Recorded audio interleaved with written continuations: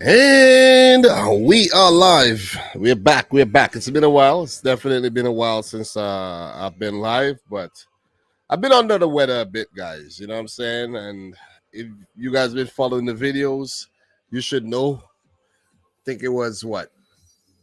It was about a good while ago.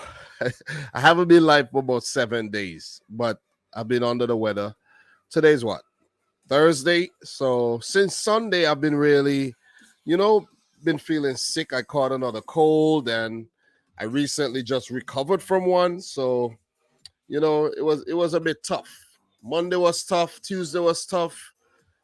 Still sniffling a bit, but I'm feeling a lot better. And I decided I got to catch up with you guys. You know what I'm saying? So big up to everybody watching the stream live, and for those of you guys watching the replay, do appreciate it.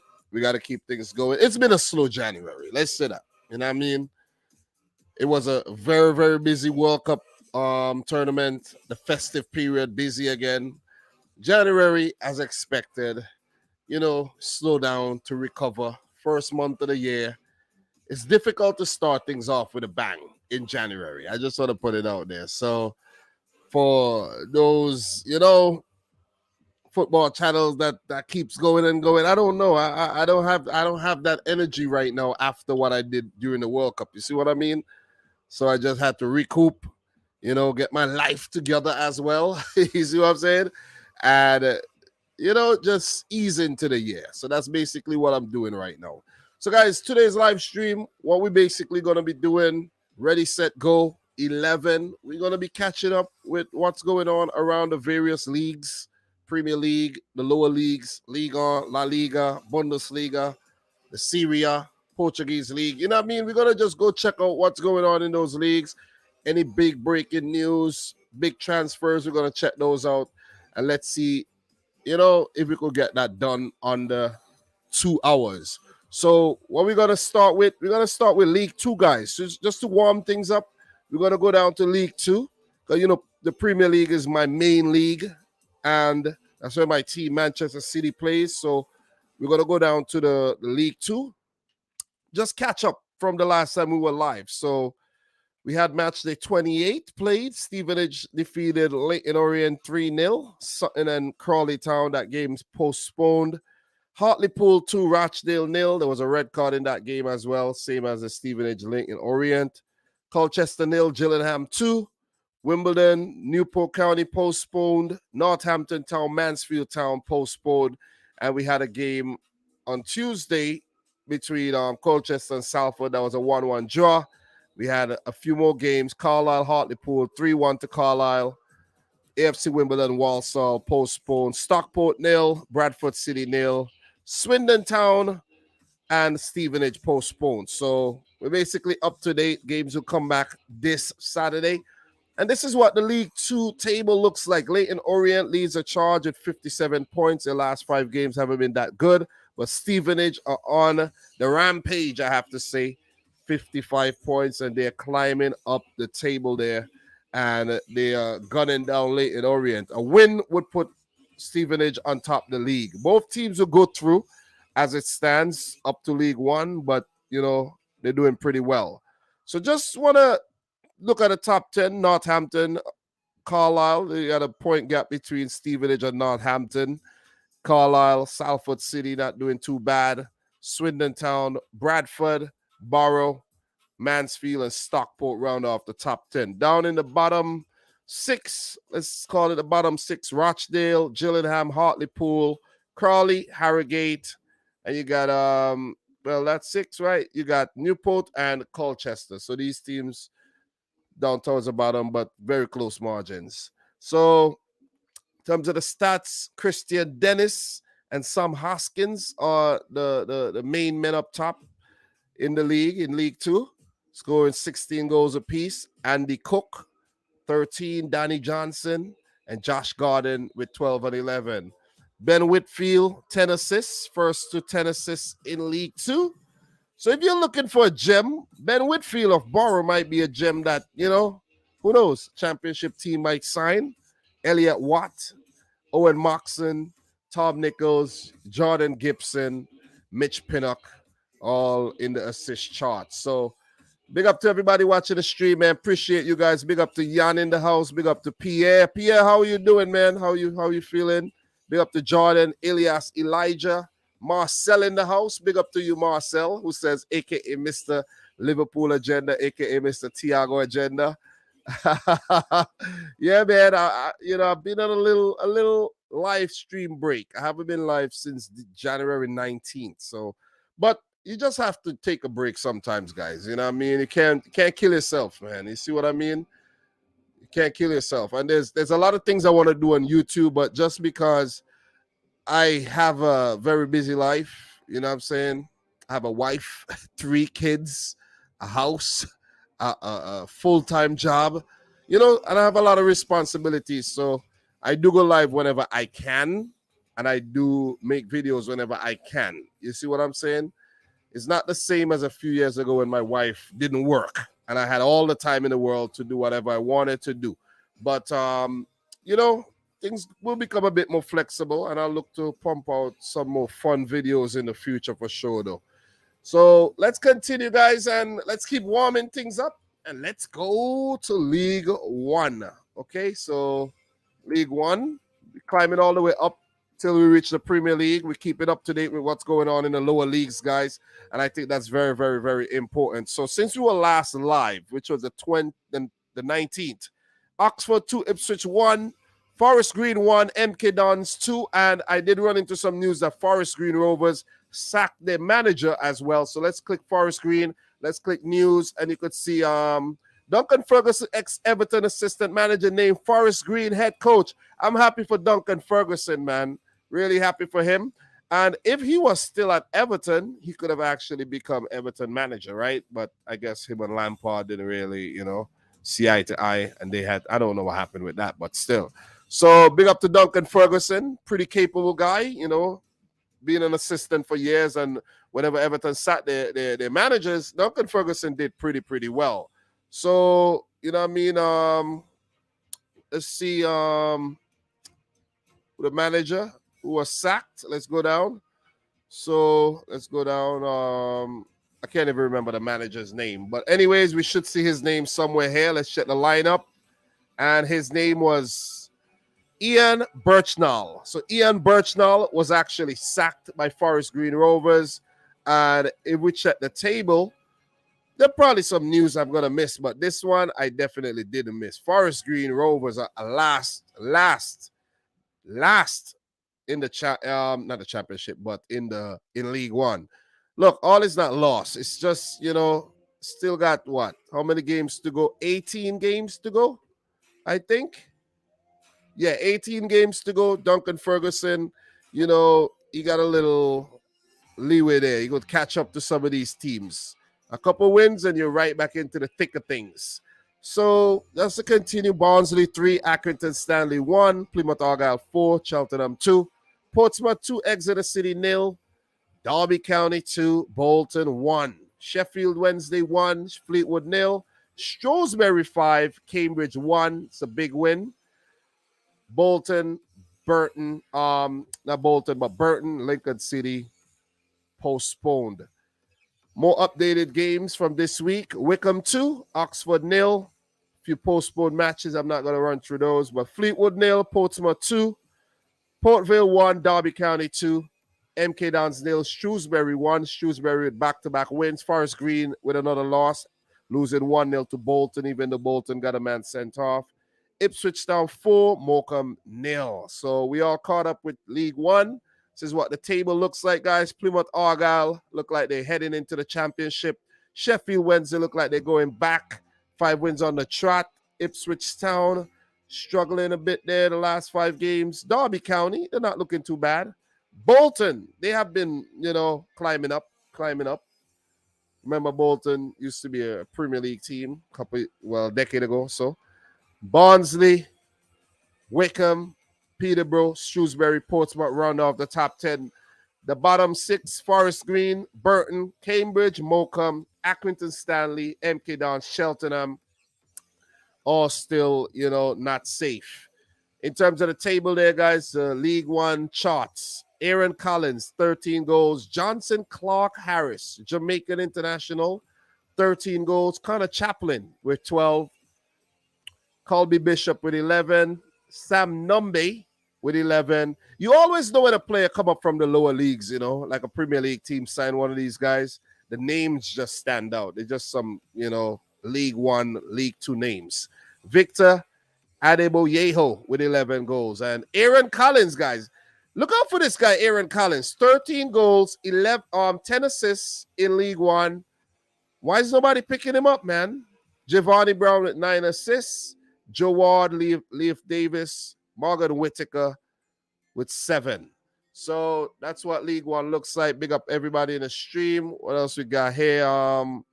That Jan said, I'm a little surprised. My second team, Napoli, doing well without Hamzik, Mertens, Insigne, Koulibaly, Manolas, Ospina, and no Milik, and Maradona since the last one. Well, look, man, listen. Napoli, they've been actually teasing for some years, you know what I mean? And you gotta give him a lot of credit, man, for transitioning well after losing all those players. But we're gonna get to the Serie A pretty soon, though. We're warming up, though. Definitely warming up. Big up to Elijah, who says big up to Togden, who says it tastes like promotion. Yeah, he's a Bolton fan. Who else we got in here, man? Deserves a shout out. Let me see. BX Gunner in the house. Big up yourself, BX Gunner. First Arsenal City derby match, seeing how we're rivals now, is tomorrow. Yeah, and most likely we'll go live tomorrow again, guys. Of course, you know. I was actually thinking about staying back late at work tomorrow, but I might actually not stay back late because of that game. FA Cup. Let me see what time that game is. That game tomorrow is actually 3. So yeah, damn. Who knows, man? I might just stay at work, watch the game at work. Doesn't make sense to miss out on all that money to just watch the game at home when I could watch it at work. You know what I'm saying? When I could work and watch the game at the same time. And who knows? I might actually be done with my assignment by the time the game starts. So, yeah, definitely looking forward to that game. It's a just rehearsal to see, you know, what could possibly happen between Arsenal and City this season. Let's go up into the championship, guys. We're moving. We're doing well. We'll get to the Premier League soon. We'll get to the nitty-gritty soon. And let's just touch on the championship, the games since the 19th. Let me see. All right, so not a lot of games. Sheffield 1, Hull City 0. Red card in that game. Let's take a look at the scores. Daniel Jebison, very promising youngster, scored in the 4th minute. Benjamin Tete sent off for Hull. All right, we move. Burnley 2, West Brom 1. Burnley keep doing the goddamn thing. Daniel Furlong scored in the 7th minute, but Nathan Teller and Scott Twine made it 2-1 for Burnley, as Vincent Kompany continues to do really, really well in the championship for Burnley. So give it up to Kompany, man. They're going to be back in the Premier League next season for sure, without a doubt, though. Definitely without a doubt. So Coventry 2, Norwich City 4. Give it up to David Wagner, who's now in charge of Norwich, I think, yeah. So Michael Rose own goal, Onel Hernandez in the 10th.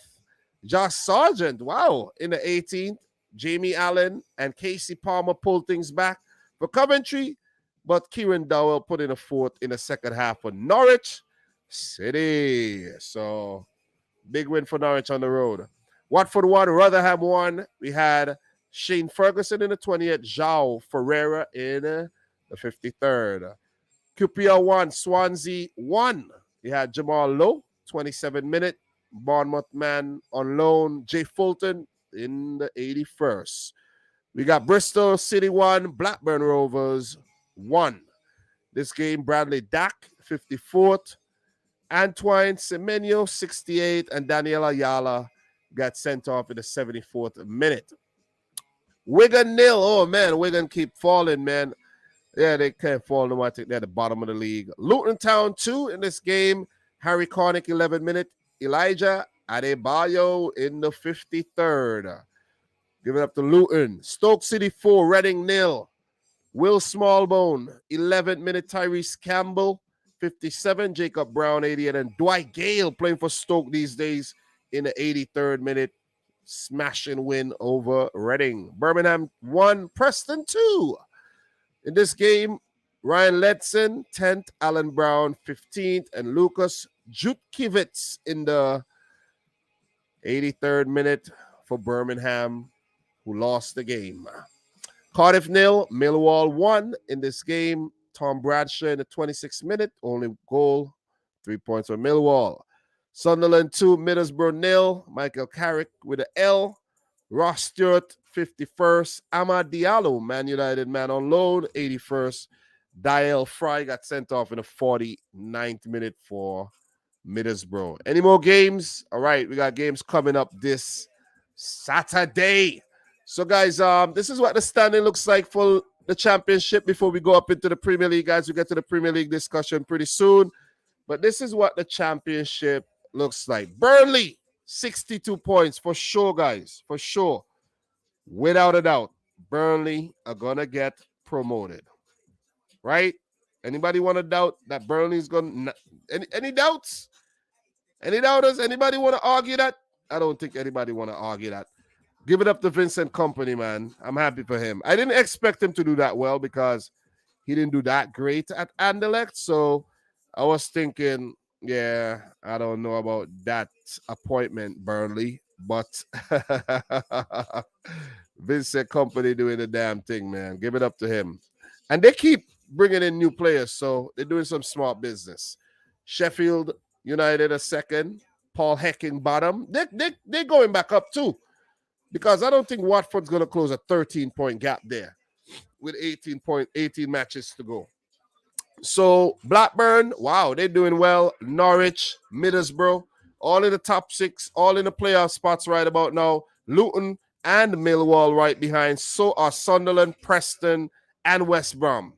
You know, Swansea, QPR, Reading, Coventry, Hull, Bristol City, Stoke City, and the bottom 6 look like this. Birmingham, Rotherham, Cardiff, Huddersfield, Blackpool, and Wigan. It's still very close. Still very close, you know. Only very clear-cut at the top, but at the bottom is still very close.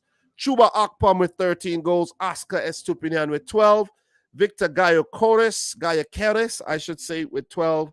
Carlton Morris of Luton with 11.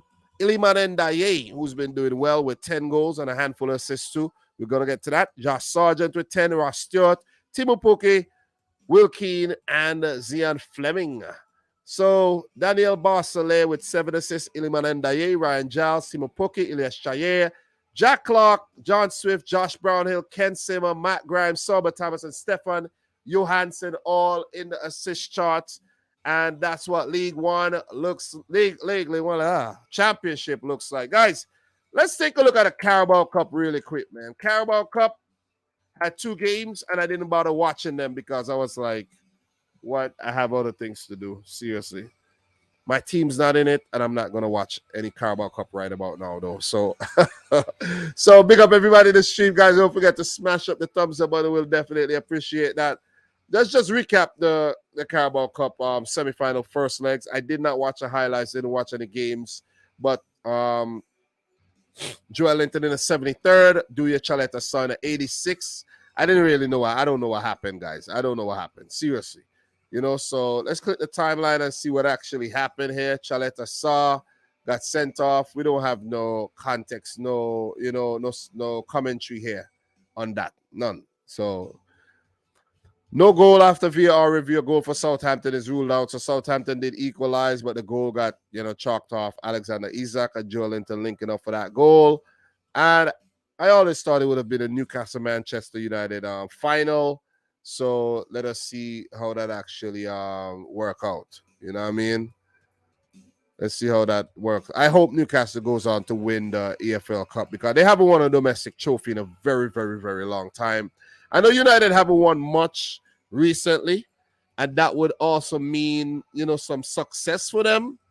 But I really don't want Manchester United to win anything, man. You see what I'm saying? Nothing at all. Nothing. Nothing. So big up to Thunder Road in the house. Appreciate you joining into the live stream. Appreciate you, bro. Big up to Yana as well. How many apps for Tottenham in the Premier League, bro? I think he is mainly injured. Okay, let me see. Great. More Northern clubs. Where's Millwall and QPR? Big up everybody in the stream, man. Big up everybody. So, guys, congrats to Newcastle on winning the first leg, the second, and that's on the road as well. So Southampton have to go up north and hoping they could turn things around. But the way Newcastle playing these days, they've kept a lot of clean sheets. Let's just look at Newcastle's form really quick, and you see exactly what I'm talking about. So you could see there Newcastle with the clean sheets, right? 1-0 over Southampton, 0-0 Crystal Palace, 1-0 over Fulham, 2-0 over Leicester.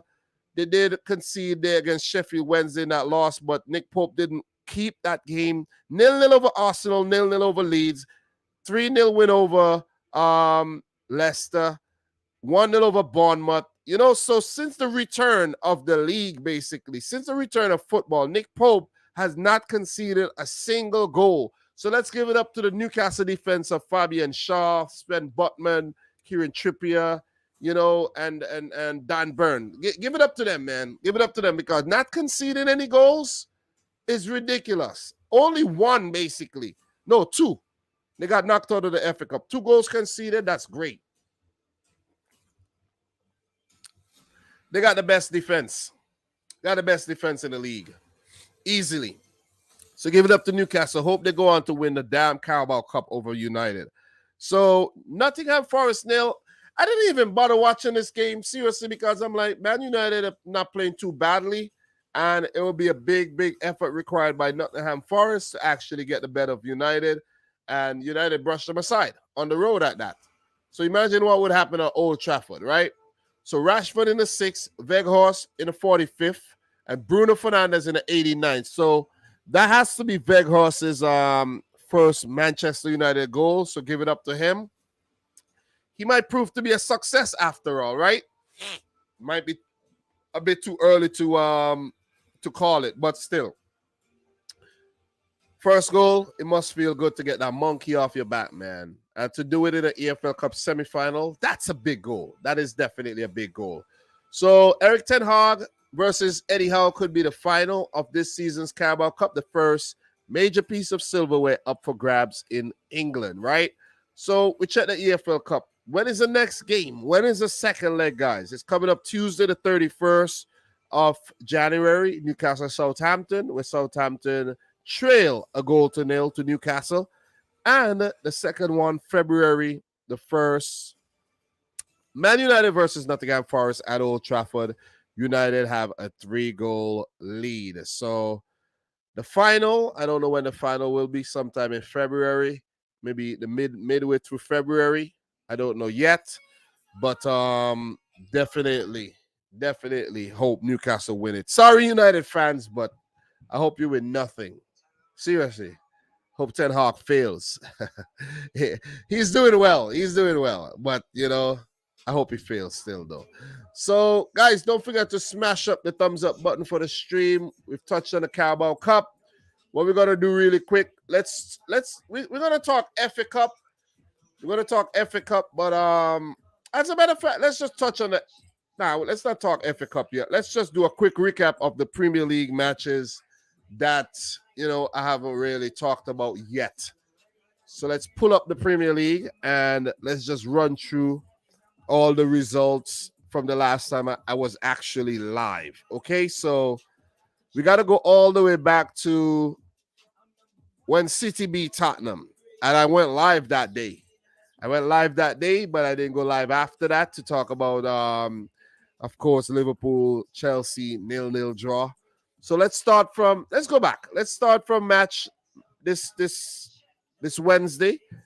Crystal Palace won. Man United won. Bruno Fernandes in the 44th minute. Michael Olise with a brilliant free kick to snatch a point late in that game. Fantastic free kick by Michael Olise. Man City 4, Tottenham 2, coming back from being 2-0 down. 44th minute goal by Kulusevski. Emerson Royale in the second minute of first half, extra time. Man City needed a big effort in the second half there. Julian Alvarez, 51st minute. Erling Haaland, 53rd. And Riyad Mahrez, who was on absolute fire in that game with a brace, 63rd and 90th minute. So Man City in, what was that? About 12 minutes took the game back from Spurs. So give it up to City, man, showing what they're capable of doing, sending those warning shots at Arsenal, who are a little bit ahead in terms of points in the table, right? But Man City, you cannot sleep on. You cannot take lightly at all. And this is a perfect example. But what I'm wary of is performing so good and then, going up against a team that you should beat and not winning the game. You see what I mean? And dropping points. So there's another game coming up against Wolves that I have to talk about. So we'll get to that one. So we move. Liverpool 0, Chelsea 0. I have to say, this was one of the most boring football matches I've ever seen in my life. The only bright spot here is watching Mudryk come on and hit top speed in the league, I think, this season. Mudryk looked good.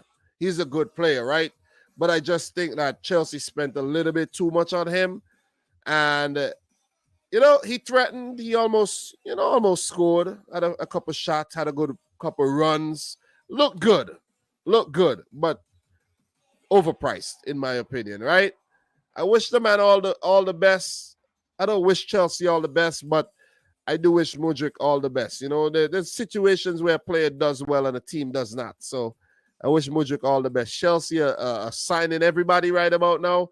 They're doing an overhaul under Todd Bowley's ownership, getting rid of some bad apples in the summer maybe, and they've started just bringing in ton load of players, spending a ton load of money, giving some ridiculously long contracts to, bypass the whole financial fair play situation. I don't know if you want to call it cheating the system, but we're not even going to go down that road right now because you guys are going to tell me how much Man City cheats and how much Man City spends and all of that. So I'm not even going to talk about that. But big up to King Hunter in the house. Appreciate you coming through, bro. Make sure you smash up the thumbs up button. Big up everybody in the house right about now. So look, this was a boring game. Boring. Not a lot of clear-cut chances. You could see 15 shots for Liverpool, 3 on target, 11 shots for Chelsea, 2 on target. I think Havertz did score, but the goal was chalked off. Chelsea looked the better team throughout the match, I could say, to be fair to Chelsea. Liverpool, as soon as I saw this 11, I was like, they're not winning this game at all. Milner started ahead of Trent Alexander-Arnold. There's no Van Dijk still. Stefan Bajcetic is, he's gaining in stature. He started the game ahead of guys like Fabinho. You see what I'm saying? So you have Naby Keita starting ahead, Henderson. Just think about it. Just think about it. Look at the front line. As soon as I saw the front line, I'm like, Liverpool are not winning this game at all. No disrespect to these players, but Salah has been cold as the Arctic. Cody Gakpo's have not hit the ground running. Harvey Elliott is, ever present, but still, he can't do it all by himself. And when I look at the Chelsea team too, I was like, oh my God. Both teams look like dog shit. Literal lack of, a better word. But they did. You see what I'm saying? So not surprised whatsoever about the result. I couldn't figure out who I wanted to pick to win the game when I saw the lineup. So I just said, listen, this is going to be a very bad game. You could go on my Twitter. You see exactly what I'm talking about. So, look, man, you check the Liverpool bench. You see Fabinho, Henderson. You know what I'm saying? Nunez coming back from a, injury there. Joel Matip not getting the start. So, you could just tell the state of Liverpool. Trent Alexander-Arnold. You could just tell the state of Liverpool by the starting 11 against Chelsea at that. You see what I mean? Remember Liverpool and Chelsea played to some draws in the cup finals last year, and Liverpool actually got the better of Chelsea in penalties. So all the last couple matches between these guys have just been boring. boring snooze fest, for the lack of better words, you know? Seriously. You look at this Chelsea team, unrecognizable. Unrecognizable, man. You know, few players are probably on the way out. Hakim Ziyech, Jorginho, you know what I mean? Who knows? Maybe they get rid of Trevor Chalobah too. Maybe Edward Mendy's on his way out. Aubameyang. Man, maybe Koulibaly too. Maybe Aspilicueta. Maybe everybody's on the way out. You see what I'm saying? But Graham Potter is overseeing the overhaul, and, you know, he bought himself some time with another point, I should say. But I don't think Graham Potter is going to get sacked this season. But Chelsea, Liverpool, I don't know if either team are fighting to see, you know, who could be 9th or 10th. Because that's what's going on right about now. 9th and 10th. Let's check the table. Am I right? Yeah, 9th and 10th. You see, I don't know which one of these teams are worse right now, whether it's Chelsea or Liverpool. And it's sad, right? And, you know, somebody would be like, Dom, you're sick. You're sick if you're happy about the downfall of both Liverpool and Chelsea. And listen, if that's the case, if that's the case,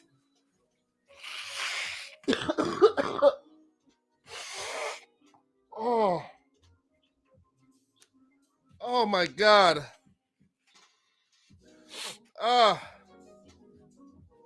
Let me be sick all year. Oh, man. Oh, God. That was a good one, right? That was a nice one. But let's go back, man. Let's go back. We got more games to talk about. Leicester 2, Brighton 2. Man, I got to give it up to Brighton, man. Let's give it up to Brighton. In this game, Kaoru Mitoma scored a peach of a goal. Listen, the first time I saw Mitoma was at Brighton. And I was like, who the hell is this Japanese guy? Right? Early in the season, he looked good. But he wasn't getting the starts on the Potter. But every time he came on for cameo, he looked good. And then he finally started to, you know, get games from the start. And then he's repaid the manager's fate, man. He scored a good bit of goals this season. In terms of Mitoma, if he continues like that, listen, he has a bright future. I'm not saying we're going to see Mitoma at Barcelona or Real Madrid or, you know, Man United or Chelsea or whatever, but he's 25 years old. He's a left winger. His stock is rising. And this season in the Premier League, 14 matches, 4 goals, and 1 assist. That's good. That is good. That's good stats. Carabao Cup, 3 matches, 1 goal. Right now, out, right? FA Cup, 1 game, 1 assist. So he's basically got 5 goals and 2 assists in all competitions this season, which is not bad at all. Which is not bad for a player who's playing his first season in the Premier League. And he became a Japanese international in 2021 as well. So he's what you call a late bloomer, but his stock began to rise at Union Saint-Gilloise. And for Mitoma, let's just take a look at his Union Saint-Gilloise stats. At Union Saint-Gilloise in the Belgian league, he made 29 appearances and he scored 8 times, picked up 4 assists. Not bad. For Kawasaki Frontale, and that's a club in Japan, right? He played 62 times. He scored 30 goals. He picked up 20 assists. So he was really prolific in Japan. So give it up to Kaoru Mitoma, man. Kaoru Mitoma. And, you know, I don't think, how many Japanese players we have in the league right now? Maybe 1? He's basically doing what Minamino did not do in the league. And what we thought Minamino would have done in the Premier League and didn't do. So give it up to Kaoru Mitoma, man. He looks good. Definitely looks good. But Mark Albrighton, who came off the bench, equalized almost immediately in this game. Harvey Barnes made it 2-1 to Leicester. But, oh, man, Roberto De Zerbi with the masterclass, bringing Evan Ferguson off the bench. Give it up to Evan Ferguson, though, because he's been a revelation at Brighton. Only 18 years old, the Irishman has definitely just hit the ground running, given opportunities, and he's just been on fire. You see what I mean? And so far in the Premier League, in terms of his stats, he's made 5 appearances, guys. 5 appearances. And he scored 3 goals and picked up 2 assists. He's in form, I'm telling you. He's in form. The Carabao Cup, he's played 2 games. He scored once and he picked up an assist. FA Cup, he played once. So he's basically got 4 goals and 3 assists this season, guys, which is nuts. And he was rewarded because of his good performances in the Premier League too, in the Youth League and in the EFL Trophy, which is, you know, a competition they take part in there. So the lower leagues and stuff and the youth teams. So give it up to Evan Ferguson, man, with the late equalizer, and give it up to Brighton, who just keep, you know, scouting really, really well. They're bringing in Matt Vienko from Shakhtar. They keep losing players, but they keep signing some really good ones. Because if you look at their team, Welbeck, you know, he did score. Who did he score against? Liverpool, right? He did score there against Liverpool. Got back into the starting 11. They might need to drop him again. But some players are being linked with moves out. March been playing well. March had a great opportunity that he missed. Lallana got injured again. No surprise there. But, you know, McAllister, he could be on the way out. So players they could actually lose in the summer or in this current window. Caicedo, McAllister, these guys are gone. You see what I'm saying? Those guys are gone. Tariq Lamptey has been linked with a move out because he's not getting a lot of game time. But if you check their bench, Jeremy Sarmiento, the Ecuadorian, is a really good player. Adam Webster is a good utility defender. Julio Enciso is first year at the club. He's a center forward. Dennis Undav, he's waiting for his opportunities. Billy Gilmore is waiting for his opportunity when Caicedo leaves. Joel Veltman is always there, and Evan Ferguson. You see, so Ferguson should be starting ahead of Welbeck, in my opinion. And Brighton are just going to look to, they have the guy Buonanotte, who they brought in from Argentina as well, waiting for his opportunity, probably just conditioning. So look, man, Brighton will be okay. As for Leicester, they've had a weird season, but they're picking up the points. They've recovered a bit, and they'll finish mid-table. They'll finish mid-table, but expect something to, you know, to happen in the summer, some type of rebuild. Signed a few players, but I don't think Leicester is going to finish top 10 this season. Southampton 0, Aston Villa 1. Ollie Watkins in a 77-minute. Unai Emery is cooking over there. Don't know what he's cooking, but I smell something in the kitchen, and they're doing well indeed. Southampton struggling a bit, even lost in the cup, but still, you know, knocked City out the cup recently, one of the better results under the new manager. What's his name? Nathan Jones, if I'm not mistaken. So West Ham 2, Everton 0 after this game. Of course, guys, we know Frank Lampard got the sack. Jared Bowen in the 34th and the 41st minute. He needed those goals, and he helped Moyes save his job because Moyes was about to get sacked too. So let's see if Moyes is able to keep his job. I'm just surprised of Everton because they were set up very well defensively, but the wheels just fell off, man. The injuries, you know what I mean, and just the lack of momentum and just lack of a good goal scorer up top just hurt Everton. And Frank Lampard, who I really didn't think was going to get the sack this season, even with that draw against City. Yeah, it happened, man. It happened. Everton are in free fall right now. The owners are looking to sell. Listen, right about now, Everton might actually get relegated. And if they do, even though I might feel a little sorry for them, just a little sorry, they'll deserve it. Think about it. Because if you check the table, who else deserves to get relegated right now? Everton, Bournemouth, and so the teams in the relegation zone right now deserves to get relegated. But it'll be a fight because if you look at the table, there's going to be a fight, man. Leicester not doing well. Leeds, West Ham, Wolves, they're not doing well. Forest, you know, picked up some good form there. So Palace is just above, but look at Villa. Unai Emery came in and he showed up Aston Villa, And what's going to happen? I think Villa going to probably pass Chelsea and Liverpool. Unai Emery, he's going to, look, Fulham, Brentford, Brighton, these teams, they cannot take Aston Villa lightly. Unai Emery, he's going to look to get one of those European spots, whether it's the Conference League or whether it's the Europa League, but look out for Aston Villa. Warning, I just want to put it out there. Take Aston Villa serious. Take them serious. Anyways, let's go back. We're doing well. We're hot right now. We're hot. Okay, so Bournemouth 1, Forest 1. Good result for Bournemouth. Jane and Anthony in the 28th. And Sam Surridge with the equalizer in the 83rd minute. If you guys have any tidbits to share any of these games, please feel free. I haven't really had time to really go through my Reddit and, just look at any kind of tidbit. We got to do a Reddit rabbit hole. We got to do one, but not today though. Not today. I don't want to be live too late today. You know what I'm saying? I really don't want to be live too late. But I wasn't at work today, but still I had a long day. I had to stay home with my boy Liam. And of course, he kept me very, very busy. I folded some clothes, I washed some dishes.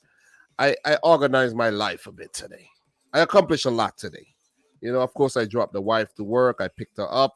And what's great, guys, while I'm here by myself, no kid in my lap sleeping. Wife started a new job. She get off at 6 o'clock. She still technically could go back to her old job for some hours, but I'm telling her not to. And I told her, if you do go back to your old job, I'm not picking you up at 12:30 in the night. I'm not. It's too late, okay?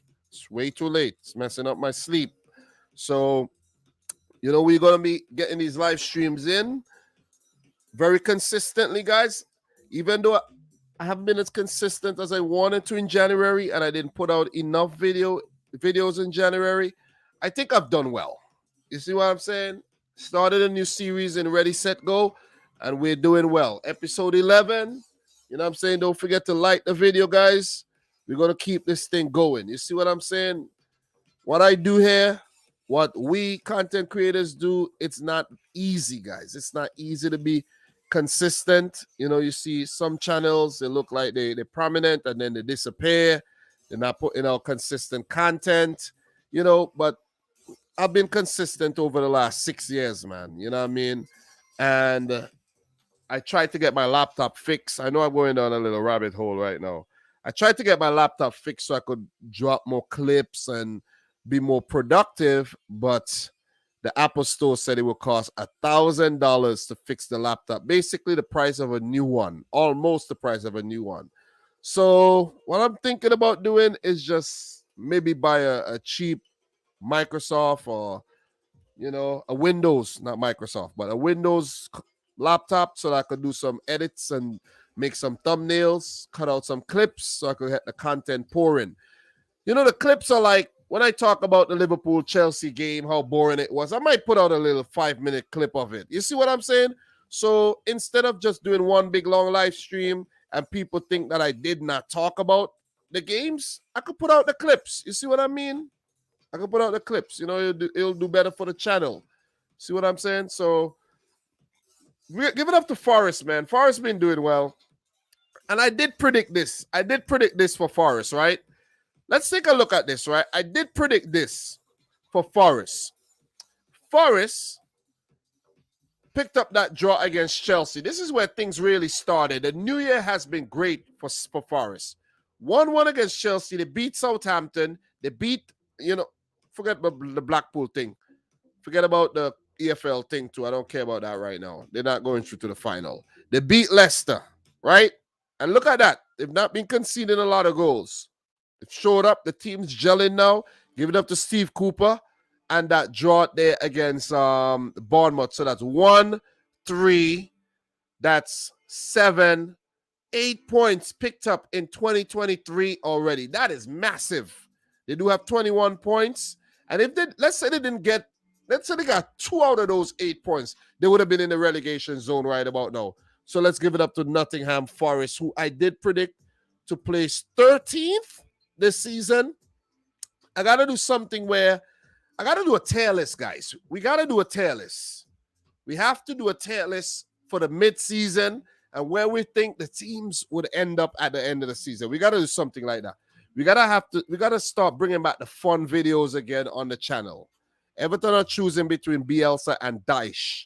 Well, boy, I don't know, I think Bielsa would be the better manager to go with because he would actually he might work the players out a bit too much, but he might actually have the know-how to bring them back up. Sean Dyche is not a really good manager in my opinion. He's not that good. See what I'm saying? He's not that good. Tactically, he's not that good. He plays a lot of, fossil, archaic kind of football. Hit the ball up the field and hope you get to a big lanky center forward and put it in the back of the net. You know what I mean? So, yeah. So, I don't know too much about what's going on there at Everton in terms of the managerial choice, but it's going to be very, very tricky. So, give it up to Forest, man. Give it up to Forest. And the upcoming matches, right? How could things go for Forest? They're going to get knocked out of the Carabao Cup, but to get to the semifinal of the Carabao Cup is a success in itself, right? The game against Leeds, it's winnable. The game against Fulham, they could get a point from that. I'm not saying they're going to beat Fulham. Fulham's been playing well. Man City, I don't know. They might not get anything, but then again, you never know. City got the Champions League coming up as well. It's that same week, I think. But the West Ham, the Everton, those games are winnable. So let's say Forest get Everton, West Ham, Fulham, Leeds, 4 games, 12 points available. Let's say Forest get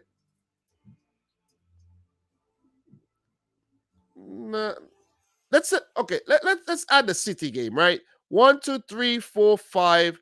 The next 6 games, 18 points.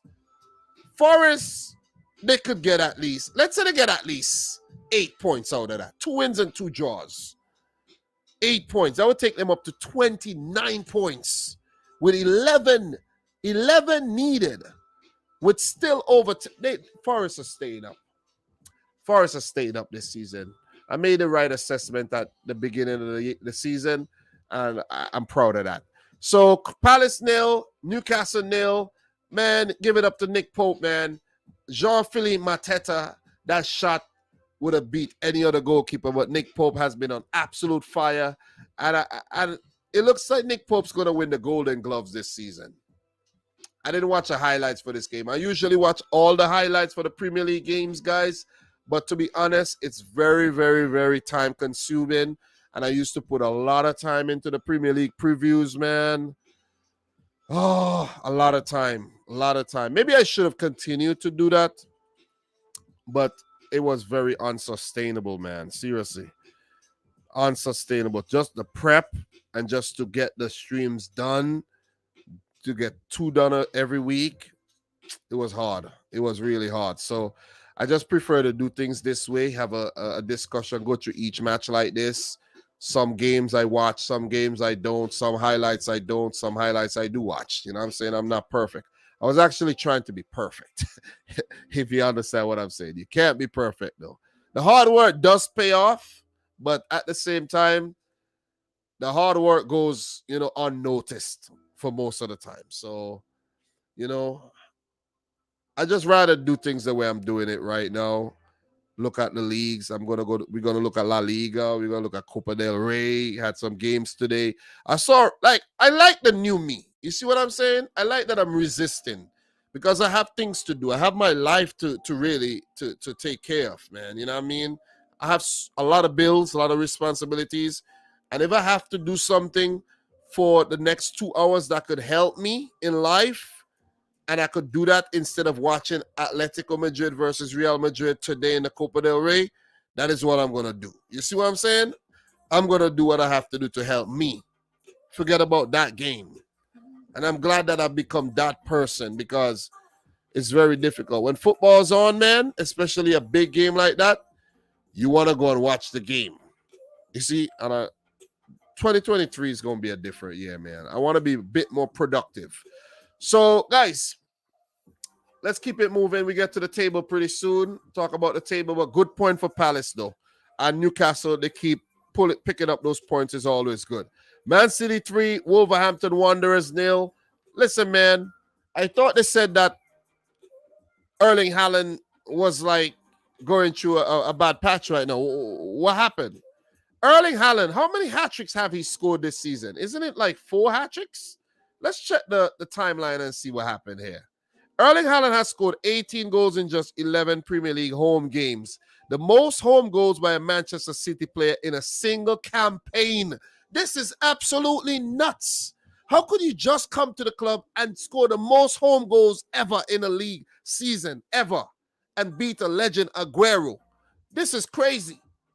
This is absolutely crazy. Erling Haaland is on a whole nother level. He's been the quickest to 3 hat-tricks, quickest to 4 hat-tricks. This is nuts. He has 25 Premier League goals already this season. And let's say he plays the next game and scores another hat-trick. That's 28 goals. 28 goals with still almost half a season to go. Erling Haaland might just hit 45 to 50 goals this season in the league, guys. Don't write him off. Really, really don't write it off, man. And look, the first goal, oh my God. It was kind of difficult breaking down Wolves, but Mahrez, De Bruyne linking up and that cross into the box, Erling Haaland header. God damn. Jesus, Lord. I love it, man. I love it. The penalty was a little dodgy. I think that was Grealish that got taken down, right? Penalty was a little like, okay. But let's go back to see exactly what happened with the penalty. I can't remember the whole situation, but I think it was Grealish. So, no, the host, let me see. The host broke quickly after clearing Wolves' corner. Ake slides into the box for Gundogan. He slides his heel. Oh, he's clipped by net. That was Ake? That was Ake. That was Gundogan. Yeah, Gundogan. Yeah, not Grealish. Gundogan got clipped. Gundogan got clipped. Yeah. But yeah, it was, could have been given the other way too. But Gundogan got clipped, and of course we have an assured penalty taker now as Erling Haaland stepped up and put it away. The third goal was a gift. It was a gift. That I remember clearly. The third goal was a gift. Jose Sa basically passing the ball out from the back to Riyad Mahrez. Mahrez said, thank you, squared up Haaland. Haaland put it into the back of the net. And, you got to give it to Mahrez for keeping his head switched on, because that could have been a Phil Foden or a Cole Palmer who would have refused to pass, maybe, who would have tried to score by themselves. You see? And there were many opportunities where balls could have been squared to Haaland. Even Mahrez had a chance. He could have squared to Haaland and he didn't.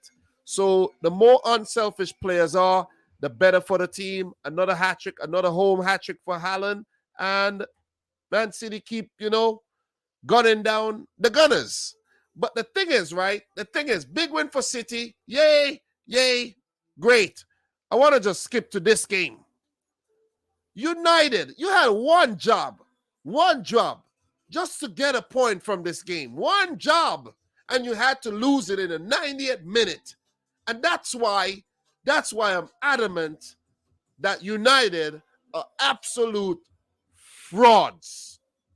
Frauds, without a doubt, frauds. Manchester United are frauds. Okay, let's say they go on to win the Carabao Cup.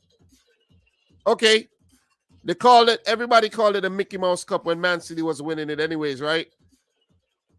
But for the Premier League, just 2 weeks ago when they won the freaking Manchester derby, everyone was screaming. All the United fans were screaming about title race. What happened to the title race now? What happened? You ain't in a damn title race. You're in the top 4 race for Champions League football, but you're not in the title race. Not playing like this. You see what I mean? Not conceding goals the way you conceded these goals.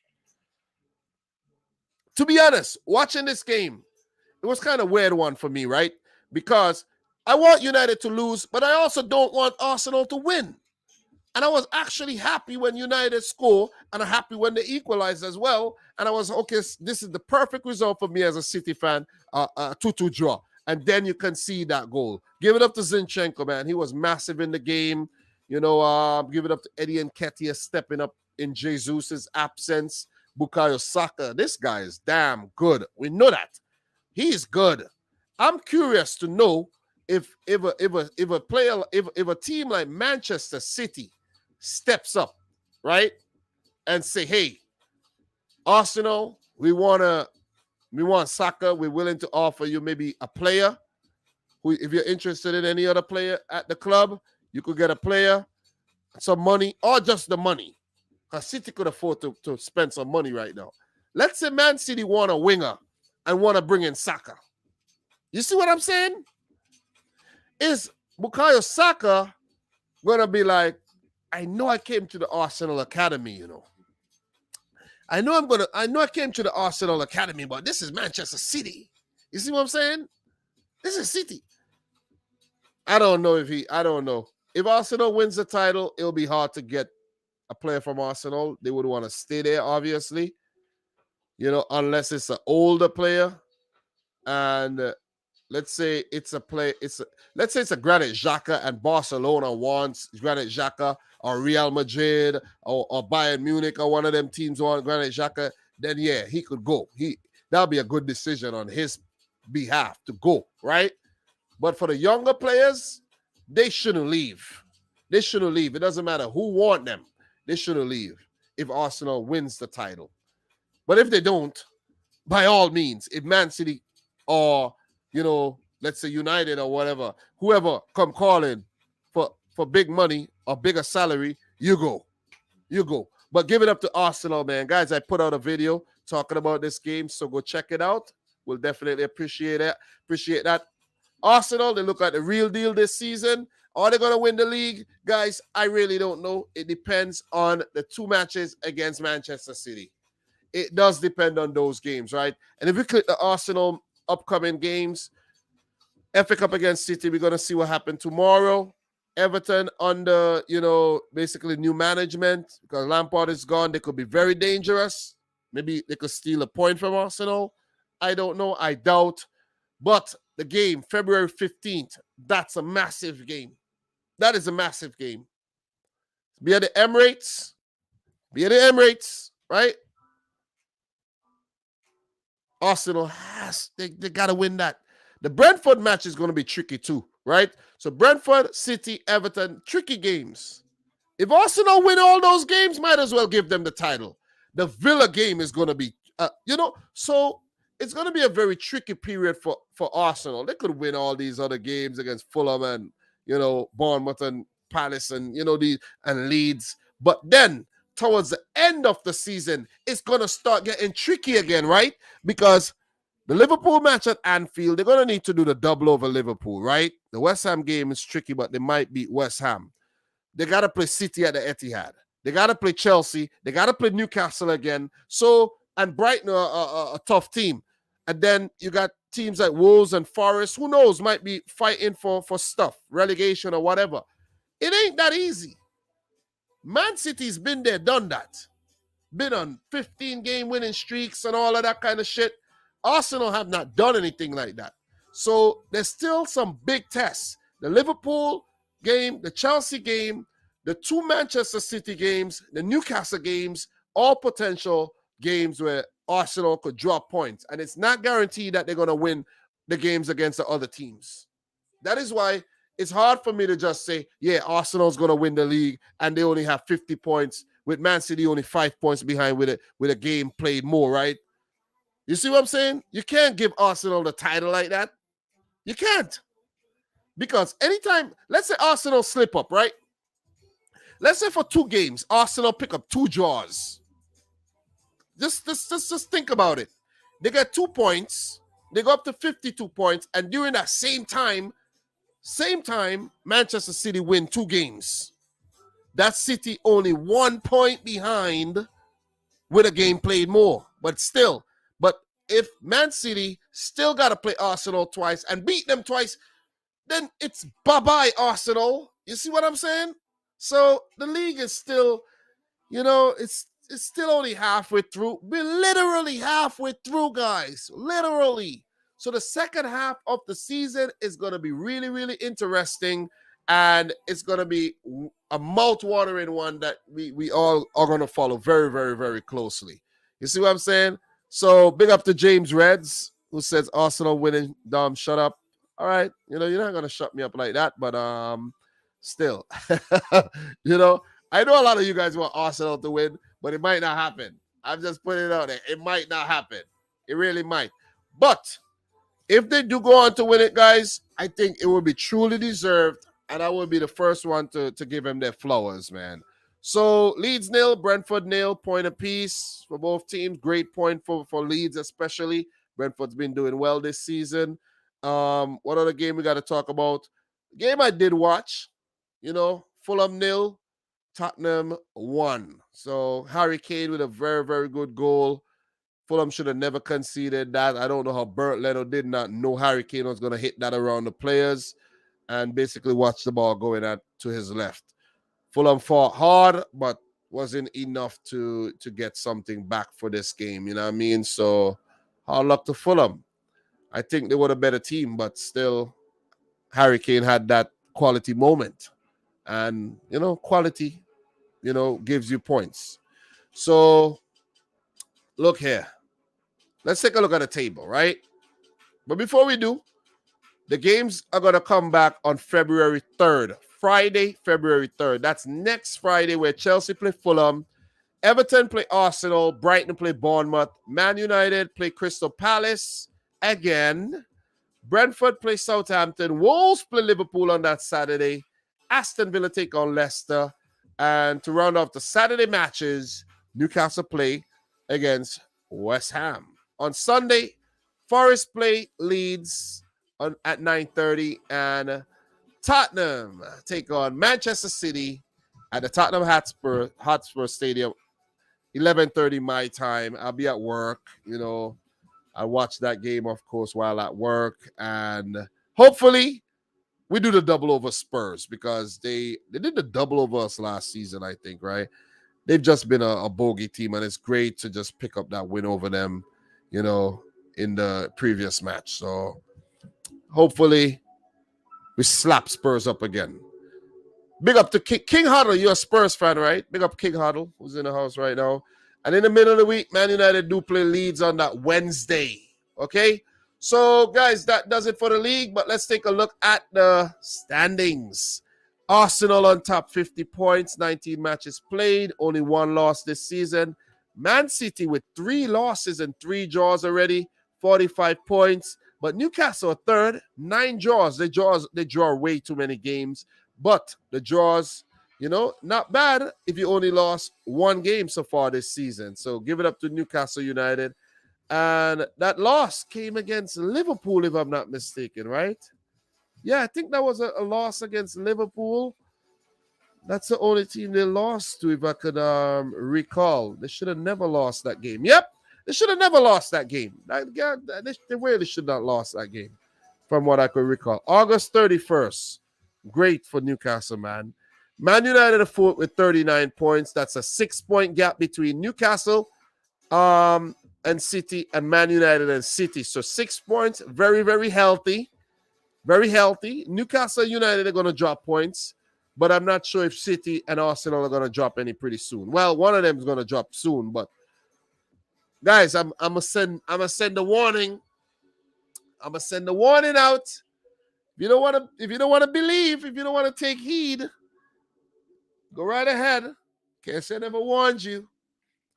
Man City's going for the 3-peat. Pep's in the kitchen. He put his apron on. He's cooking. And I do know what he's cooking, guys. In the last game against Wolves, he was cooking spaghetti and meatballs. When you think about spaghetti and meatballs, what do you think about? You think about brains on the floor. Okay? What are we cooking next against Arsenal tomorrow? Lasagna. Let's go. So Tottenham are 5th, 36 points, and that's a 9-point gap between Man City and Spurs. For Arsenal and Spurs, That's a 14-point gap, and Arsenal do have 2 games in hand. So they have the upper hand over their rivals big time this season. So, and they did a double over Spurs this season too. So give it up to the Gunners again. Brighton a 6th, guys. But 31 points. Still 2 games to play. If they do win those games, they're gonna actually surpass Spurs. So Brighton looking like Europa League next season, man. Fulham, they're doing well, but they lost their last 2 games. They could have been in a better position, but still they're almost on the brink of survival.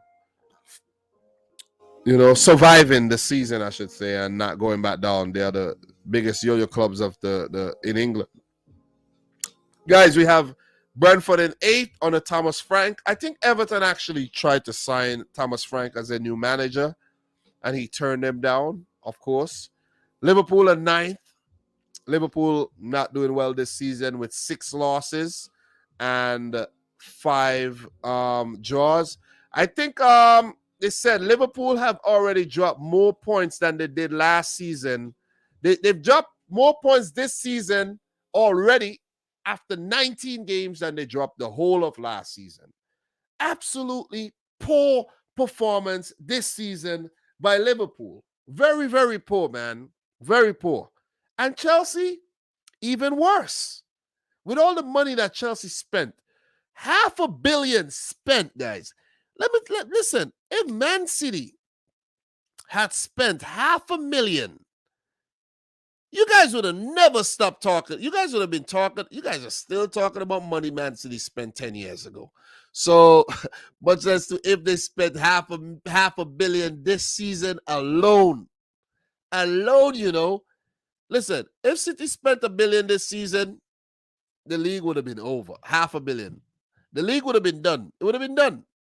Arsenal would not have stood a chance because Man City would have had Messi at the club. You would have Mbappe at the club as well. You see what I mean? Who else you would have signed? You would have had all the big boys at the club, man. You see what I mean? You would have had a two-pronged striker attack of Harry Kane and Erling Haaland, Messi in the midfield along with De Bruyne, Mbappe overplaying wing back or something. Listen, it would have been over. $500 million spent. But of course, it's Chelsea that spent that money. And it's all good. It is all good. Big up to the boy Ron who says Brighton going to fall off at the business end. You can't say that, bro. They got 51 points last season. You see what I'm saying? 51 points. Big up to AB. Big up Jan. Big up James Reds. You got a nice 25 people in the house, man. Nice to see, guys. Make sure you smash the thumbs up button. We're going to keep this thing going, man. We're going to keep the thing going. You see what I mean? We'll keep it going.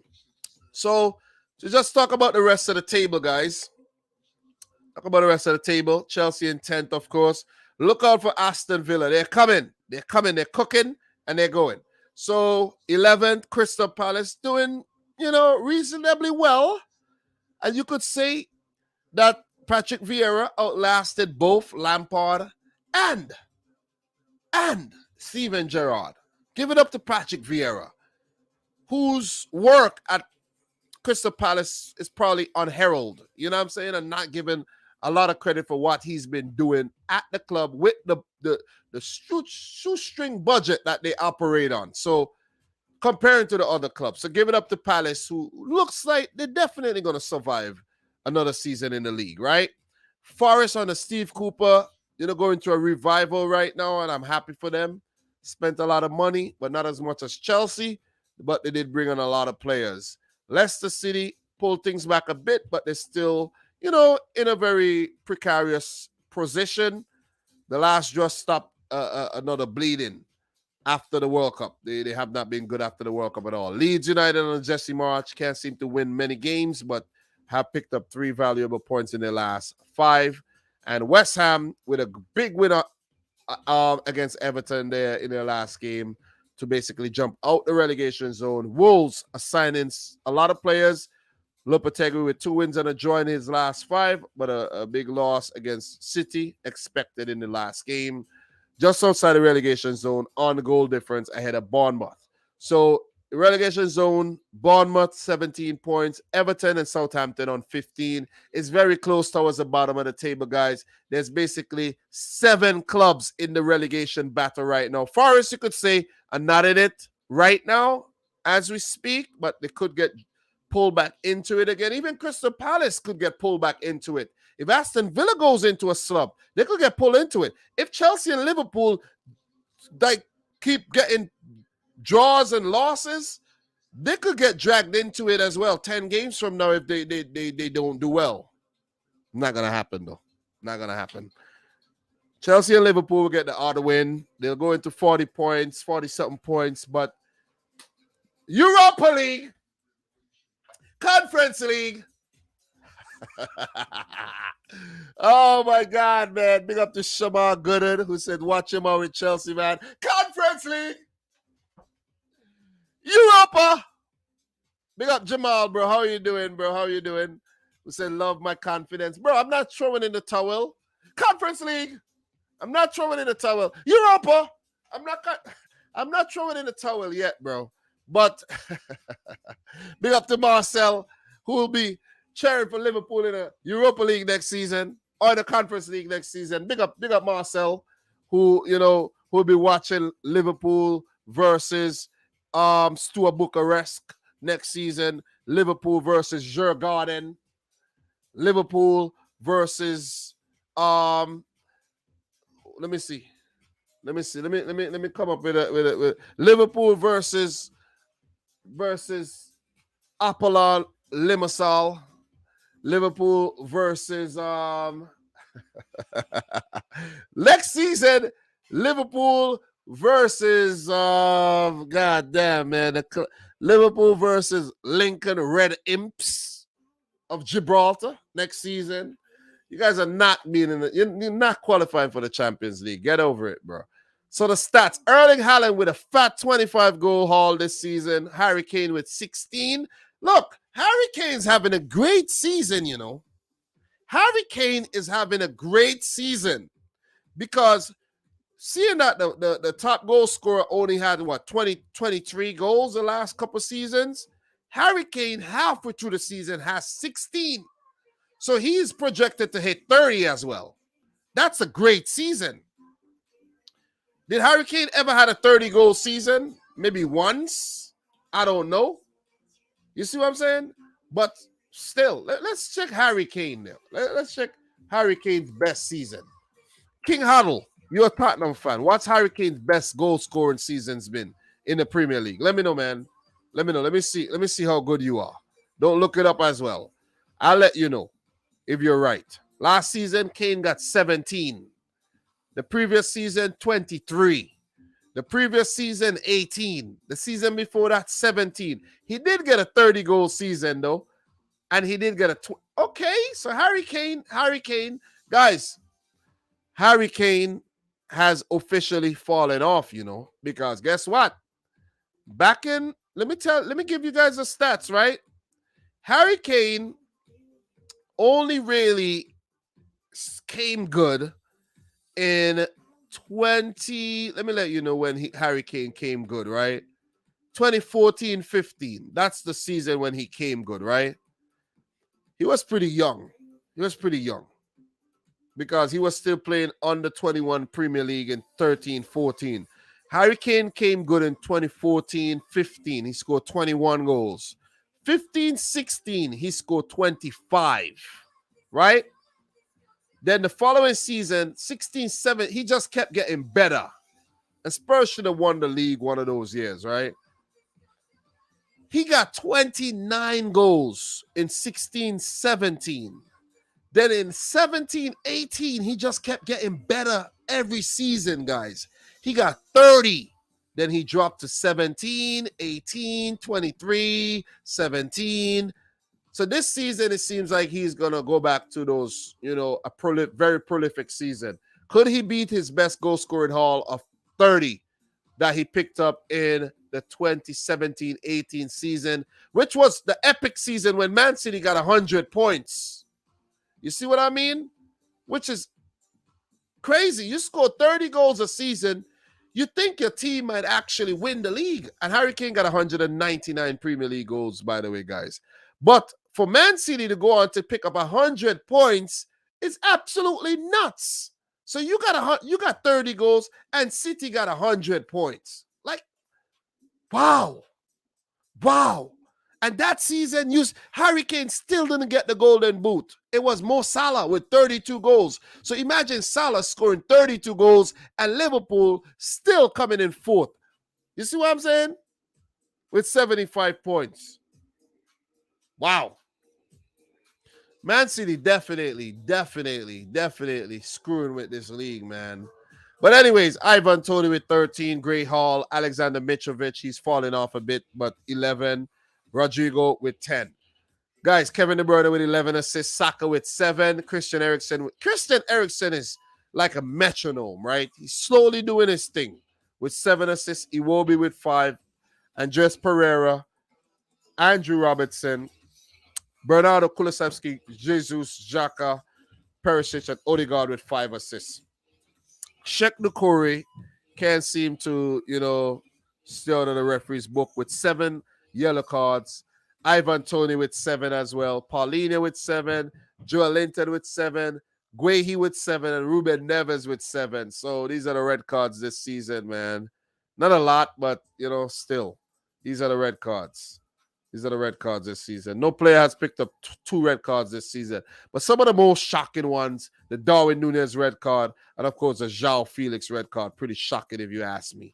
Luis Sinisterra, I haven't seen him in a while though. What happened to Luis Sinisterra? Is he still injured or something?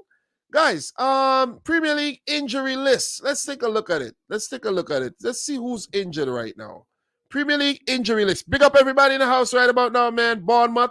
This is what's going on. Davy Brooks still injured. Lewis Cook, Marcus Tavernier, Ryan Fredericks, Junior Stanislas, Dom Solanke. You see, they've been dealing with some injuries, man. So that's why they're struggling. Arsenal, Jesus, Reece Nelson, and Mo Elneny. Remember Reece Nelson against Liverpool, man?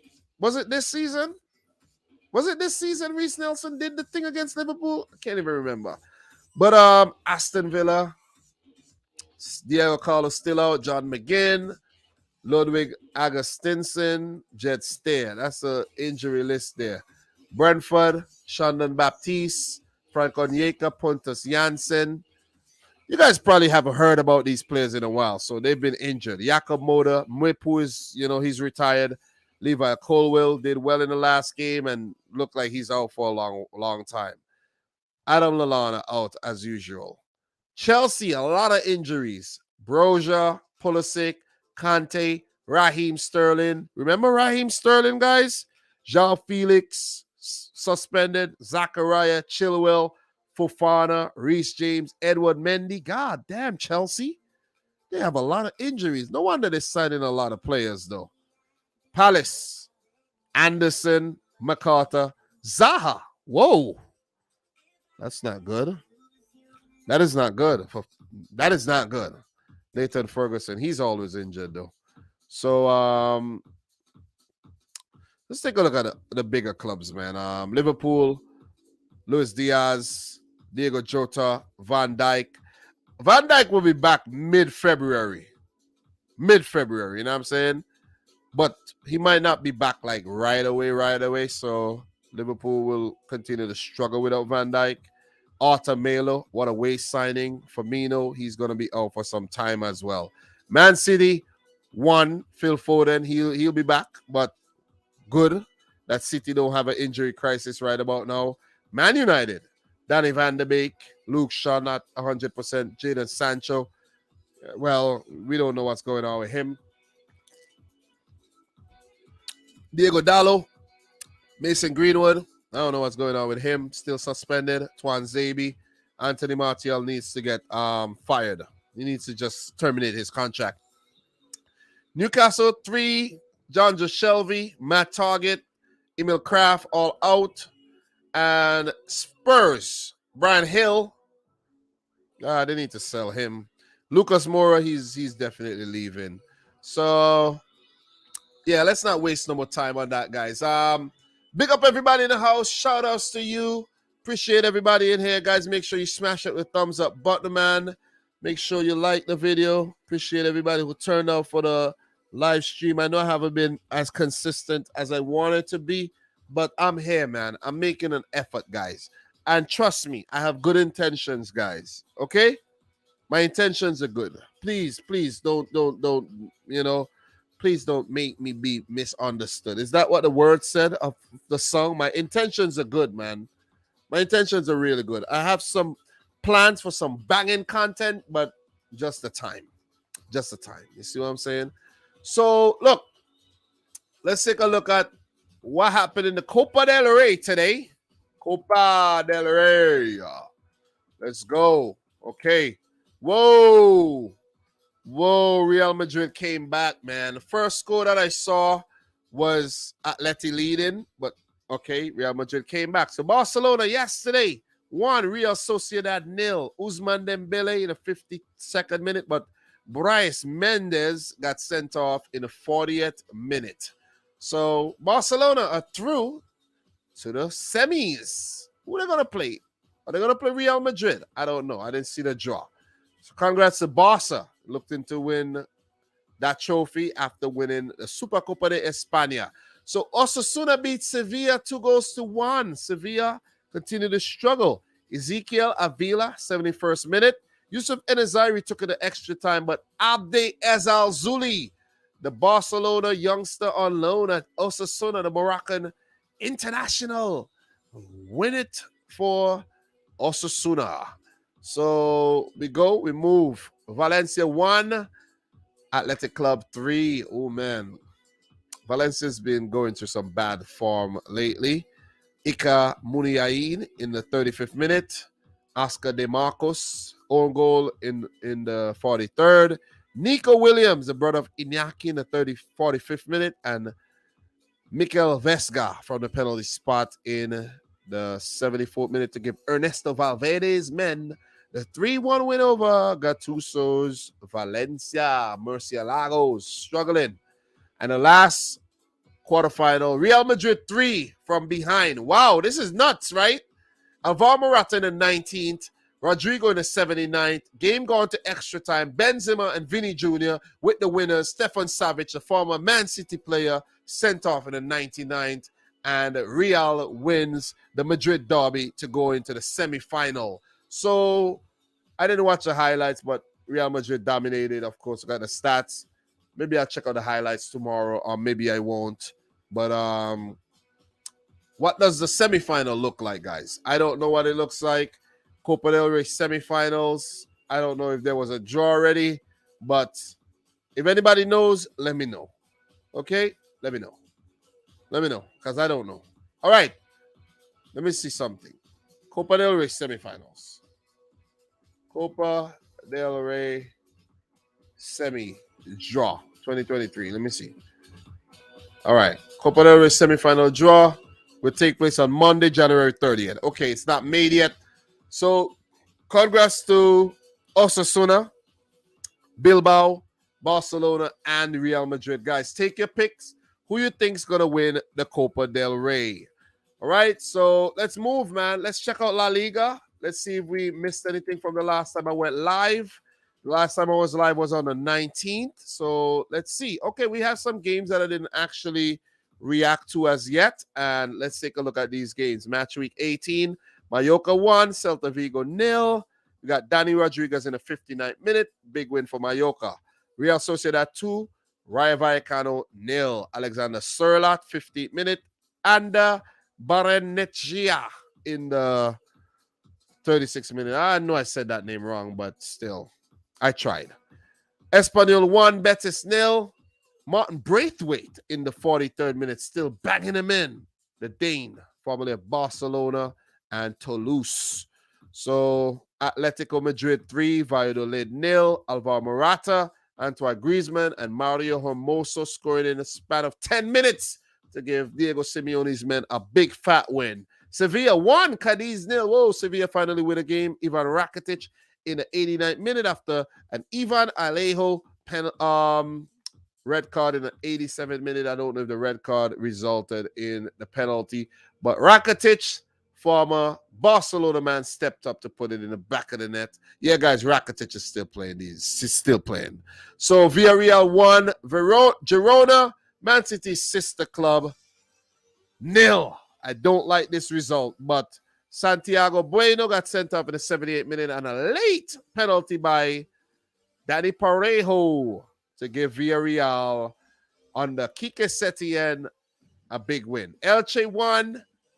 Osasuna won. So Elche, that's a big result for Elche, though. That's a big result. They still haven't won a game this season, I think. So in this game, guys, Ezequiel Avila in the 20th minute. Ezequiel Avila is in good goal scoring form, guys. So he just scored in that, win there against who did it beat? Sevilla? Was it Sevilla? Yeah. In that cup game.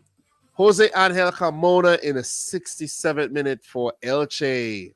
So we have Barcelona 1, Getafe 0. Pedri in the 35th minute with the only goal. And narrow win for the league leaders, Barcelona. Athletic Club 0, Real Madrid 2. That game was on Sunday. And Karim Benzema in the 24th, Toni Kroos in the 90th. I haven't watched much football this week, guys. I must admit, I've been sick and I've been trying to catch up with some things in my life. Valencia 2, Almeria 2. This is a poor result at home for Valencia, but still, at least they didn't lose, right? But they lost from a winning position. Kluivert in the 48th minute. Chumi equalized in the 54th. Jose Luis Gaya in the 65th. And Francisco Portillo in the 74th minute with the equalizer, as Valencia looks like they're currently in free fall. So, guys, tomorrow, Almeria play Espanyol. Cadiz play Mallorca. Girona play Barcelona on Saturday. Sevilla play Elche. It might finally win that game, but I don't know. Getafe Betis, Valladolid, Valencia. Osasuna play against Atletico Madrid. Celta Vigo play Athletic Club. Real play Sociedad. And Villarreal play Rayo Vallecano. The table looks like this. Barcelona, 3 points ahead of Real Madrid, 44 points. Looking good, but it's still close. Real Sociedad at third with 38 points. Still in the title race, gotta say. Atletico Madrid away behind, though. 13 points behind Barcelona on top. So it's basically a 3-horse race right now, but don't trust Atletico. Don't trust them. They could keep picking up points. If the teams ahead of them slip up, Atletico, could still come in maybe third. I don't think they win the title, but they could come in third. Villarreal are looking good, fighting for that Champions League spot. Betis, they're in the reckoning as well. Osasuna, they've been one of the surprise teams this season.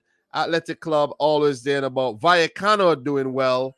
Mallorca doing well, but it's still halfway through the season. These teams can't take their foot off the gas.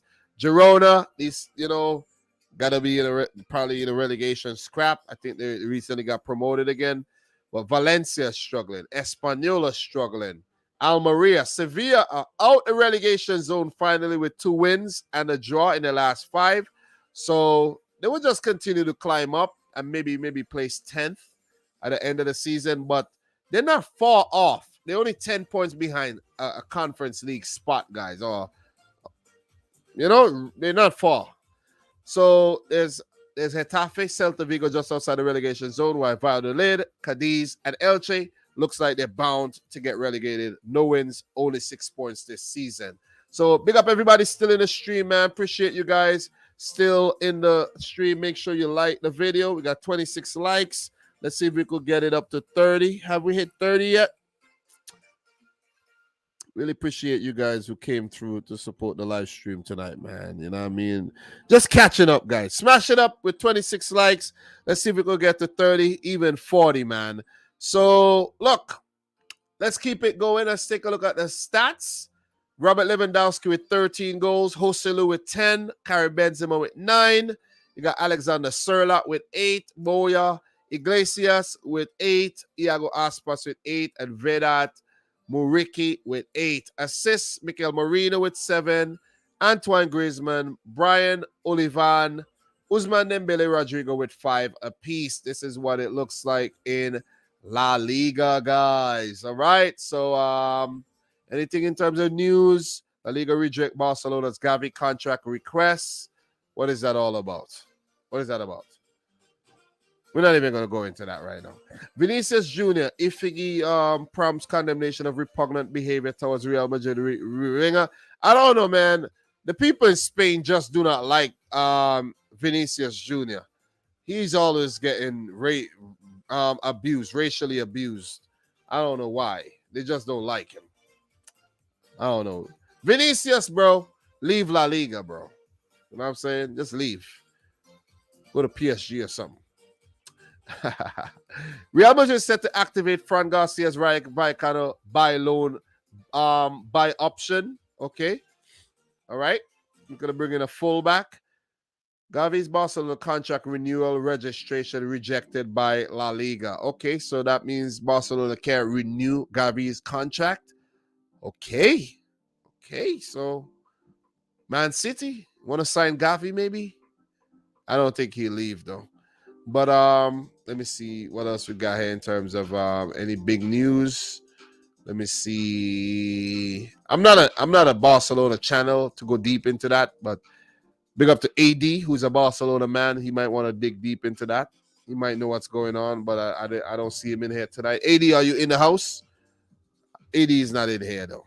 But big up to Joseph. How are you doing, Joseph? O'Hanlon. Big up to Shamar Goodard. Ron in the house. Big up to you. King Huddle. Big up to you, though. Big up to you. Big up to you. Appreciate you being in here all the way from Jamaica. Guys, don't forget to smash the thumbs up button as I kept reminding you. Let's go over to the Bundesliga. Let's just run down the Bundesliga results from the first match day back. I don't know if we had more games. Yeah, we had a few more games. So we had 2 match days to talk about. So let's go back to these matches here. Let's run through these games. Let's run through the goal scorers. Let's go down to the standings and the stats as we've been doing, right? So Leipzig won, Bayern Munich won. I did watch this game. Marcel Maxim Choupo-Moting. I watched the first half, I think. And Marcel Halstenberg with an equalizer in the second half. Big point for Leipzig. So who's probably the Bundesliga's only hope of dethroning Bayern Munich? You see what I'm saying? So big point there for Leipzig coming up against Bayern. Nagelsmann against his old team. Who's in charge of Leipzig these days? Is it Geisel? Oh, Marco Rose. Not Geisel. Geisel is, I think, is Red Bull Salzburg. But yeah. It was Tedesco. Tedesco got sacked. So Marco Rose, he keep bouncing around. He was at Gladbach. He was at Dortmund. Now he's at Leipzig. You can't keep track of these Bundesliga managers. Just want to put it out there. Eintracht Frankfurt 3, Schalke 0. Schalke is the whipping boys of the Bundesliga these days. Jesper Lindstrom in the 21st. He's been a good signing. Rafael Santos Borre, Colombian, in the 84th minute. And Aurelio Buta in the 91st. Schalke, who's in charge of Schalke these days, man? So, of course, Oliver Glasner in charge of Frankfurt and Mr. Thomas Rees in charge of Schalke. He's probably going to get sacked sooner rather than later. But Schalke, man, they've just gone to the dogs. So, something we say in the islands. I don't know if they say that in America or in other parts of the world. But Bochum 3, Hertha 1. Philip Hoffman in the 22nd and Kevin Schlotterbeck in the 44th. Hoffman again in the 56th and Suat Seda in the 87th minute. Suat Seda is a very good player of Turkish background, but he's injured a lot. I think he's formerly of Schalke too. Hertha signed him. Suat Seda is pretty, decent player. Ilkay Gundogan type player. So, look, man, Union 3, Hoffenheim 1. In this game, we had Elias Bebu in the 43rd, but Danilo Doki, who has been seen in the news, I think he's a defender. He scored twice, 73rd, 89th, and Jamie Llewellyn in the 76th minute. Union doing very, very well this season. We're going to get to the standings pretty soon, guys. So Wolfsburg 6, Freiburg 0. I didn't even know that Niko Kovac was the manager of Wolfsburg. I didn't know this. I really know this. I didn't know. Christian Streich, as we know, he's been in charge of Freiburg for some time. But this is Freiburg, who was doing so well in the Bundesliga. It seems like they're really falling off, right? The boiler. Patrick Wimmer, Jonas Wind with a brace, Yannick Gehart, 56-minute, Riedel Baku, fullback, Luca Walschmidt in the 94th from the penalty spot. Freiburg failed to reply. Wolfsburg, goddamn, 6-0. That is a big result. Stuttgart 1, Mainz 1. We had Sehu Guirassy. Pardon me there. And Marcus Ingvartsen, penalty for Mainz in the 40th minute. 1-1, point apiece. Guys, I didn't even know this result happened. FC Köln 7, Werder Bremen 1. God damn, that's a beatdown. 7. Shit. Came back from the break, real rusty Werder Bremen. Wow. Linton Minor in the 9th minute. You had Stefan Tigges in the 15th and the 21st. I think this kid is American. He might be American, right? Tigges. That name sounds very, very familiar. Stefan Tigges. That name sounds very, very familiar. Let me see. No, he's German. Name sounds familiar. Yeah, he's German. I'm lying. Not American. But that setup is weird, right? That clone formation. Look at that. That's 4-4-2-2-2. That is weird, right? It is scary. 2 defensive, 2 attacking, and 2 forwards. That's weird. But let's go back to the scores, though. So Köln was actually 4-0 up. Elias Skiri in the 30th. And then Nicholas Fulkrug, who's been on fire for Werder this season, scored in the 38th to put. No! Dennis Hussein Basic. It was 5-0 up. And then Fulkrug pulled one back. And then second half, Skiri again, the Tunisian, in the 56th. And Marco Friedel own goal made it 7. That's a beatdown. That is a beatdown. That's what you call a beatdown. So let's see who's in charge of these teams. You got to get caught up with the Bundesliga managers as well. So Stefan Baumgart, he's in charge. Name sounds familiar, but he's not the person I'm thinking about. And Ole Werner, not too familiar with these guys at all. None of them. So Dortmund 4, Augsburg 3. I didn't know about this result though, but I did know that Gio Reyna scored a winner, but I didn't really check the score. I've been on a little 7-day hiatus or so, guys. That's why I'm back. I'm checking out the scores. I'm doing an update. That's what Ready, Set, Go is all about. That's what this is all about, guys. This is not about me knowing things and knowing everything. This is about me updating myself while updating you as well. And me reacting to these scores, right? So Jude Bellingham in the 29th, Arne Meyer. This was a back and forth game, man. Arne Meyer in the 40th, Schotterbeck in the 42nd. Then there was another goal by Demirovic in the first half there. So it was 2-2. Then in the 75th minute, Jamie Bino Gittens, new youngster on the block, he scored. He's been doing well. Then David Cholina made it 3-3, and then Gio Reyna again. So, it was a thriller. Thriller indeed in the Bundesliga. I got to watch the highlights, see what happened. Mönchengladbach 2, Leverkusen 2, another thrilling game. Mitchell Bakker, the 21st. Amine Adli in the 43rd, and Nadiem Amiri in the 67th. It was 3-0, and Gladbach fought back through their veteran Lars Stindl in the 82nd and in the 93rd. Wait, didn't Lars Stindl play for Bayern Munich one time?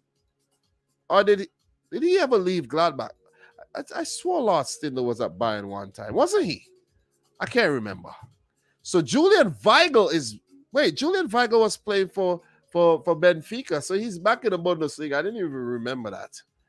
But look, this Gladbach team looks decent. Look at the back line. Elvedi, Bensebaini, and Lina, Austrian. Ikatura, the Japanese. New goalkeeper in Omlin. Weigel. Kone, I'm not too familiar with, but Jonas Hoffman, Christoph Kramer. You see what I'm saying? Alessandro Player. The team looks decent. It really looked decent. Who's in charge? Daniel Farker is in charge of Gladbach these days. Oh, man. I didn't remember that. And Javi Alonso, of course, in charge of Bayer. Florian Wirtz fit again. You know, Colin Hudson-Odoi. The team looks decent, man. You know, they look decent over there. Big up to Edmund Tapsoba. This Kusunu guys. They have a nice little back line there. So, you know, don't sleep on Leverkusen, who did not start the season well. Manager got sacked, and, you know, Javi Alonso has definitely pulled things back. So, yeah, Lars Stindl I was talking about. Stindl, where he's at? What are you guys saying in the chat? Was he ever at Bayern Munich? Was he ever at Bayern Munich? I can't remember. Just like Lars Stindl was at Bayern Munich, like briefly. Like just like a brief stint. I might be wrong, though. Yeah, I'm wrong. He's been at Gladbach for a long time. I'm mixing up the players. I know he was part of the German setup for a little bit. He made 11 appearances between 17, 18, and then back into the wilderness. So, yeah, Stindl, definitely one of those legendary players, man, that never really got their flowers for the German national team. See what I mean? Really good attacking midfielder. So, yeah, let's just go back to these games. We still got to check the Italian league, but we have some matches. Oh, man, Schalke got smoked again. Leipzig 6, Schalke 1. Wow. Andre Silva with a brace. Benjamin Heinrichs, 15th minute. Timo Werner, Danny Olmo. If Timo Werner's scoring, it means that goals are there for just sharing out, right? Yusuf Poulsen, the veteran of Leipzig, who's been with them for a long time, 89th minute, and a consolation goal by Soichiro Kozuki. Never heard of this player. Song's Japanese. Schalke are in free fall right now. So we go back to the rest scores. Bayern join again. I like this, you know. I like this. Jan Sommer, the new goalkeeper, as you guys can see. I like that Bayern are dropping a lot of points. So Cologne, after that big win, Skiri in the goals again, and Kimmich saving Bayern with a late goal in the 98th minute. So I like that, man. Big up to Bayern now. Big up to George from Bayern now, who is just very, very, very, you know, egotistical when it comes to his team. So it's nice to see them dropping a lot of points, man, because he feels like Bayern can't do wrong. So it's nice to see. I love it. You know, a Bayern downfall. Call me sick if I'm happy that Bayern Munich are in dropping points right now. Call me sick. Let me be sick for a very long time. Hoffenheim 2, Stuttgart 2.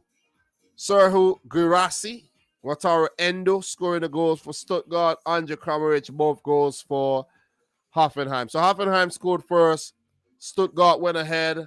They got a red card and then allowed Hoffenheim back in the game. So good game. Thrilling game. What? Wolfsburg, guys. 2 games back, 11 goals, none conceded, 5-0 against Hertha Berlin. What am I seeing here?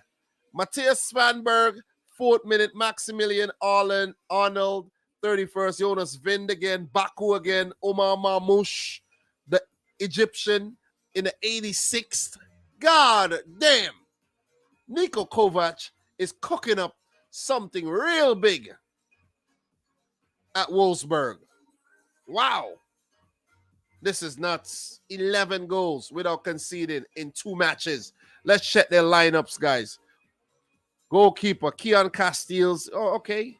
The team looks good. Maxence Lacroix, a very good, you know, little center back there. I don't know the rest players like that. I don't know Van Ven so much. I don't know Barnau. I know Rido Baku. Spanberg. Know that name. Max Arnold, he's been around for some time. Vima. Decent team. Decent team, you know what I mean? Decent. The bench, decent. decent. You know what I mean? Joshua Gilavogi is still at Wolfsburg. Jeez, he's been there for some time. He's one of the veterans of that club, man. But goddamn, Wolfsburg are doing the damn thing though. Wait. I didn't even realize this. You see, that's what I love about this show, man, guys. It's just about discovering things. It's basically discover. Look at this. Kevin Prince Boateng is playing for Hertha. I didn't even realize that. Kevin Prince Boateng, guys, is at Hertha Berlin. Kevin, who knew this? Who in here knew this? Listen, you're lying if you told me that you knew Kevin Prince Boateng was at freaking Hertha Berlin right now. Wow. I didn't know this, but yeah, some highlights of him from his AC Milan days, some good highlights. So we got Mainz 1, Dortmund 2, Dortmund with another win. Lee Jae-sung, you know how good he is. He's been for Korea, Lee Jae-sung. Julian Ryerson in the 4th minute, and Gio Reyna with another winner, a late one. So Gio Reyna saying, hey, Greg Berhalter, you could suck on this.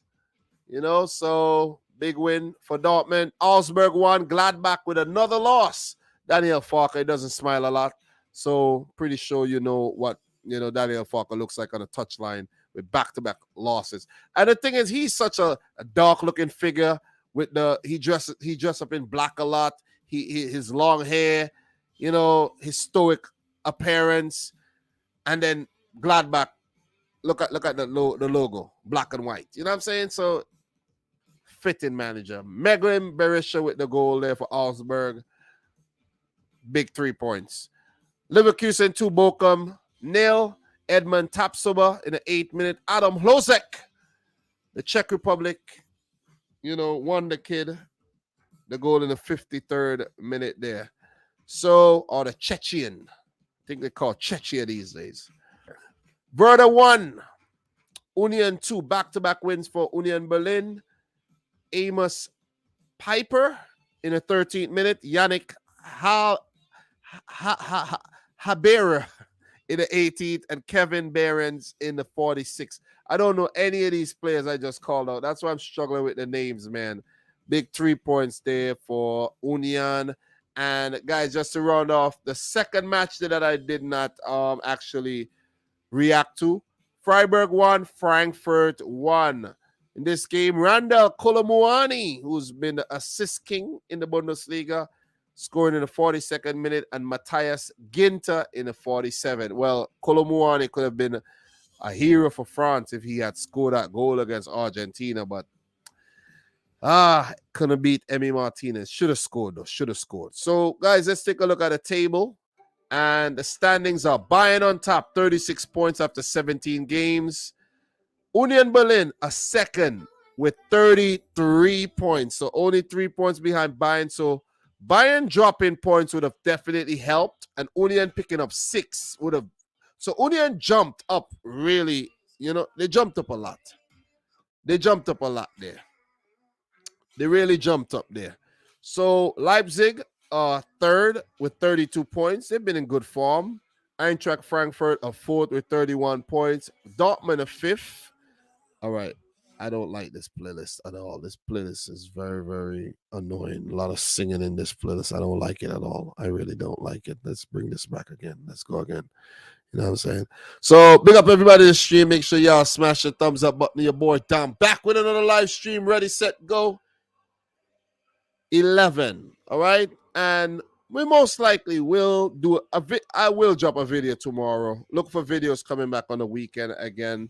And I have some big things planned in February, but, give me some time. I want to be a bit more consistent. I want to put out fun videos that when you guys see it, you want to click. You know what I mean? I've probably been a bit boring lately. You see what I'm saying? Not interesting at all. I have to blame myself, but it's all good. I'm still putting out content. I'm not like gone 2-3 months without any videos. If that happens, best believe I'm done with football content on YouTube. But that has not happened yet. So still very much passionate about football. So Freiburg are fifth. They have fallen down the table a lot, especially in the last 5 games. But imagine if Freiburg did not lose any of their games. Let's say they drew those games. They would have been second. You see what I'm saying?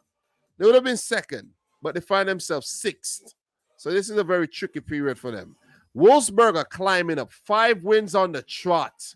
Wolfsburg are on the prowl. Look out for Wolfsburg. Because let's say they win their next 3 games, that's 9 points. Wolfsburg could actually overtake all those teams above them and be in a title race with Bayern Munich. I would love that. The Leverkusen, 24 points. They've been in good form. Xavi Alonso has definitely improved things over there at Leverkusen, where they were in the relegation zone, I think, under their previous manager. But look at what they're doing now. Mönchengladbach, they're not doing too well. They're ninth, and Cologne, last 2 games, pretty good, 21 points. The bottom half, Werder, Mainz, Hoffenheim, Augsburg, just outside the relegation playoff zone. There's Stuttgart.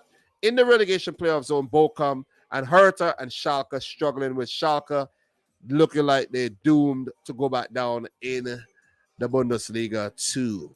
So that's what it looks like. The stats guys, Nkunku with 12 goals, Nicholas Fulkrug with 11, Marcus Thuram with 10, Jamal Musiala with 9, and Vicencio Grifo with 9. Randall Koulibaly with 10 assists. Dominic Szoboszlai with 8, Alessandro Playa with 7, Musiala with 6, Mitchell Weiser with 6. That's what the Bundesliga looks like, guys. Big up yourself if you enjoyed a little Bundesliga coverage. Look, let's take a look at Liga, right? Let's look at Liga, the French league. Let's run through the French league really quick. I don't know if I have anything to talk about in the French league. Okay, we actually don't, because since I haven't gone live, there's been nothing in the French league. So I don't really need to give you a French league update, really. But Lorient play Rennes, Troyes play Lens, Marseille play Monaco, Nice play Lille. You got Brest versus Angers, Clermont-Foot play Nantes, Auxerre versus Montpellier, Strasbourg, Toulouse, Ajaccio, Lyon, and PSG versus Reims. The standings. So let's take a look at the top 6. PSG, 47 points. Lens doing really, really well. They were recently promoted a couple seasons ago. They're second above Marseille, who are third, 42 points. Monaco are fourth with 37. Rennes, Stade Rennais, 37 as well, followed by Lille, Lorient, Clermont-Foot, Lyon, Nice. The bottom table, 4 teams will be relegated this season as they go back to 18 teams in the league. Angers, 8 points. Look like they're definitely going down. Auxerre, still in it with a fight. Ajaccio, Brest, Strasbourg, Montpellier, Troyes, Man City's sister club, of course, guys, in the City group. Troyes, you got Nantes, Toulouse, and Reims to round off the bottom half of the table there, guys. Stats: Mbappe with 13 goals, Jonathan David with 12, Terry Murphy with 12, Alexander Lacazette, Neymar, and Wissam Ben Yedder with 11 each. Neymar with 10 assists, Messi with 10, Jonathan Klaus, Florian Sotoka, and Remy Cabella with 6 assists there. So that's what Ligue 1 looks like, guys. And we move. Before we get to the Serie A, right, let's just take a look at what the Eredivisie looks like really, really quick. We're not going to go through the matches. We're not going to do any of that. Let's just take a look at what the table looks like. Feyenoord on top with 41 points. There was a big game over the weekend, though. So let's take a look at that. Let's take a look at what happened. Let's take a look at that. Ajax and Feyenoord played to a 1-1 draw, so nothing really to talk about there. So, PSV lost to FC Emmen there. That would affect their chances in the league. AZ Alkmaar beat Go Ahead Eagles. Feyenoord beat NEC Breda. Ajax played to another draw. So that's what the table looks like. Feyenoord on top, 41 points. AZ Alkmaar, 39. Whoa! PSV with 35. 20 with 35. Ajax are really struggling with 5 draws in their last 5 games. Ajax have not won in their last 5. Wow, this is weird, right? Ajax usually dominates the Eredivisie. They could still win the league, but what is going on? What is really going on at Ajax right now? Let's take a look at their last match there. Kudos to him. He's been really good for Ghana, but they're rebuilding. They're rebuilding. Calvin Bassey new, Geronimo Rui new. Guys like Divine Wrench, Julian Timber just coming up from the academy, really. Edson Alvarez been there for some time. He's been linked with a move out. He's probably one of the next player to leave. David Claassen, he'll remain there. I don't think he's going anywhere. Kenneth Taylor, who's made a Dutch national team, he might be on the way out. But the veterans like Berghaus, Claassen, these guys, Tadic got to step up. Brian Brobe, Bergvine, these guys got to step up, right? These guys got to step up. But the team still looks pretty solid. Owen Weindahl, who they brought in from AZ, I think. Lorenzo Luca, youngster. Jorge Sanchez, another youngster, Mexican. Kudos, who's probably on the way out. Remco Pasveer, Stekelenburg. These guys are grandfathers in football years. Yuri Regier. You got some youngsters there. Francisco Conceição on loan from Porto. It have some youngsters coming through. And it'll take some time. Unless they splash some cash. And Ajax, we know, are not short of cash. You know what I mean? They spent a lot. They made a lot of money in the recent transfer windows.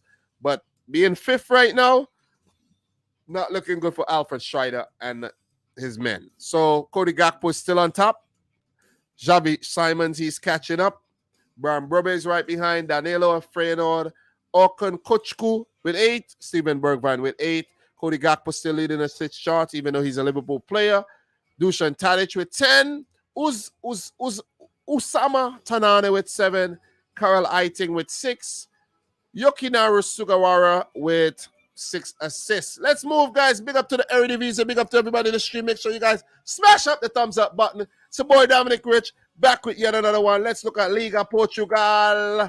And this is just basically to catch up with the leagues, right, guys? We're not going to go into the transfers today. I'm not going into the transfers. We've already been live almost 2 hours. We're going to look at the Italian league, and we're going to call it a day. 2-hour live stream, I think it's pretty fair. I got work at 5 a.m. tomorrow. So I'm not going to be here for 3.5, 4 hours talking transfers and all of that. We're going to do that tomorrow. Because, look, since we touched on the leagues today, we don't need to do the leagues tomorrow, right? So we do some transfers. We talk about the Man City Arsenal game. You know what I'm saying? And be live for maybe an hour and a half or so tomorrow. Sounds good, right? Sounds good. And I'm going to try to keep my word. Even if it's a late night live stream, I'm going to try to keep my word. So Benfica beat Pacos Ferreira 2-0 today. All right, let's take a look at what Porto did recently. Let's see. Porto beat Vitória Guimarães 1-0. Braga beat Pacos Ferreira 2-1. Sporting beat Vizela 2-1. All right, let's take a look at the standings. Benfica on top with 47 points. Yeah, they're going to win the league. They're going to win the league, guys. Braga, 40 points. Porto with 39. Sporting with 32. Yeah, Sporting's not in the league title race. Porto is not in the race. Benfica's winning the title. Casapia, they're doing well. Recently promoted, falling off a bit in form, but to be that high, that's pretty good. That is pretty damn good. Aruca, Vitória Guimarães, Chaves, Vizela, and Rio Ave round off the top 10, while Boa Vista, Portimonense, Estoril, Gil Vicente, Famalicão, Santa Clara, Maritimo, and Pacos Ferreira at the bottom. Famalicão, they did well a couple seasons ago, but what's going on this year? Let's take a look. Famalicão 8, right? Let's take a look. 2021. Famalicão 9th. You see what I'm talking about? 2019. Famalicão 6th. You see what I'm talking about? You see that? So, yeah, man. Yeah.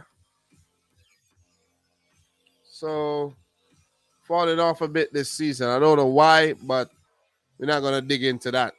Gonzalo Ramos still at Benfica. No suitors. World Cup hat-trick hero, of course. Fran Navarro of Gil Vicente. Mediterranean with 10 goals. Pedro Gonçalves. I'm surprised he's still at Sporting.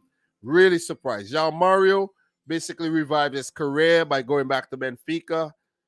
Didn't do well at Inter and probably went out on loan. West Ham and maybe some other clubs. Ricardo Horta doing well in the league, plays for the national team. Pedro Porro on a move, probably going to join Tottenham. I don't know why he's going to do that, but listen, I don't know why anybody joined Tottenham. I really don't know. Sorry, but I don't know why any player would join Tottenham, though. You're guaranteed to not win anything. Yeah, a few games, but never anything. Never anything.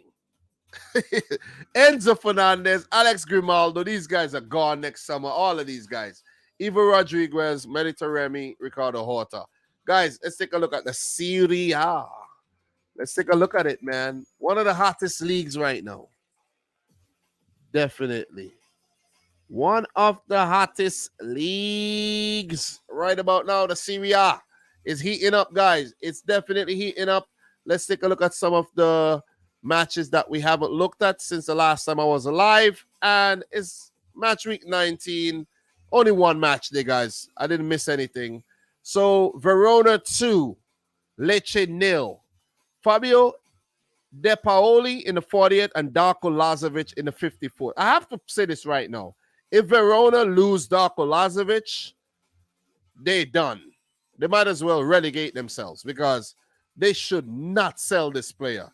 He's been carrying this team. And even with Verona dealing with these problems, they've been actually selling players. And I don't understand. I really don't understand how they're doing this. You're struggling towards the bottom of the table, and you're selling players. You see what the squad is big, though. The squad is 31 players, but they're selling players, right? For example, right, all transfers. Let me let you guys know exactly what's going on. Jorginho's been linked with a move to Verona right now. Oh, no, that has to be, no, that's old. That has to be old, right? Yeah, that's old. That is an old thing. Because I'm like, what? Jorginho used to play for Verona, maybe. But I'm like, let me go back here. Why did I just see on transfer mark Jorginho to Verona? What is this? Did he play for Verona back in before he moved to? Let me see. Yeah. Okay, so Jorginho used to play for Verona. He actually came to the Verona under 19, the U team, and moved from Verona to Napoli to. Okay, so I'm like, what am I seeing here? Why isn't the freaking thing updated though for Verona? Anyways, I don't know why I said that, but I should have known better.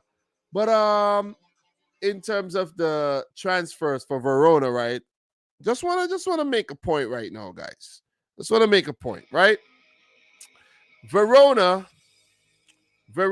this season they've been selling a few players, right? And they've sold a player by the name of Destiny Odogi to Udinese. We know he's a Tottenham player. Tottenham bought that player. Nicolo Casale, Mattia Zaccagni. I think Zaccagni is one of the latest players. He joined Lazio. We have Giovanni Simeone left to join Napoli as well. Gianluca Caprari joined Monza. Antonio Barak joined Fiorentina. So, and they had a handful of players left on a free. You know, they did bring in some players, but still, you see what I'm saying? I'm just surprised that they keep letting players go when they're struggling. So, let's see. 2-0 over Lecce. Good result.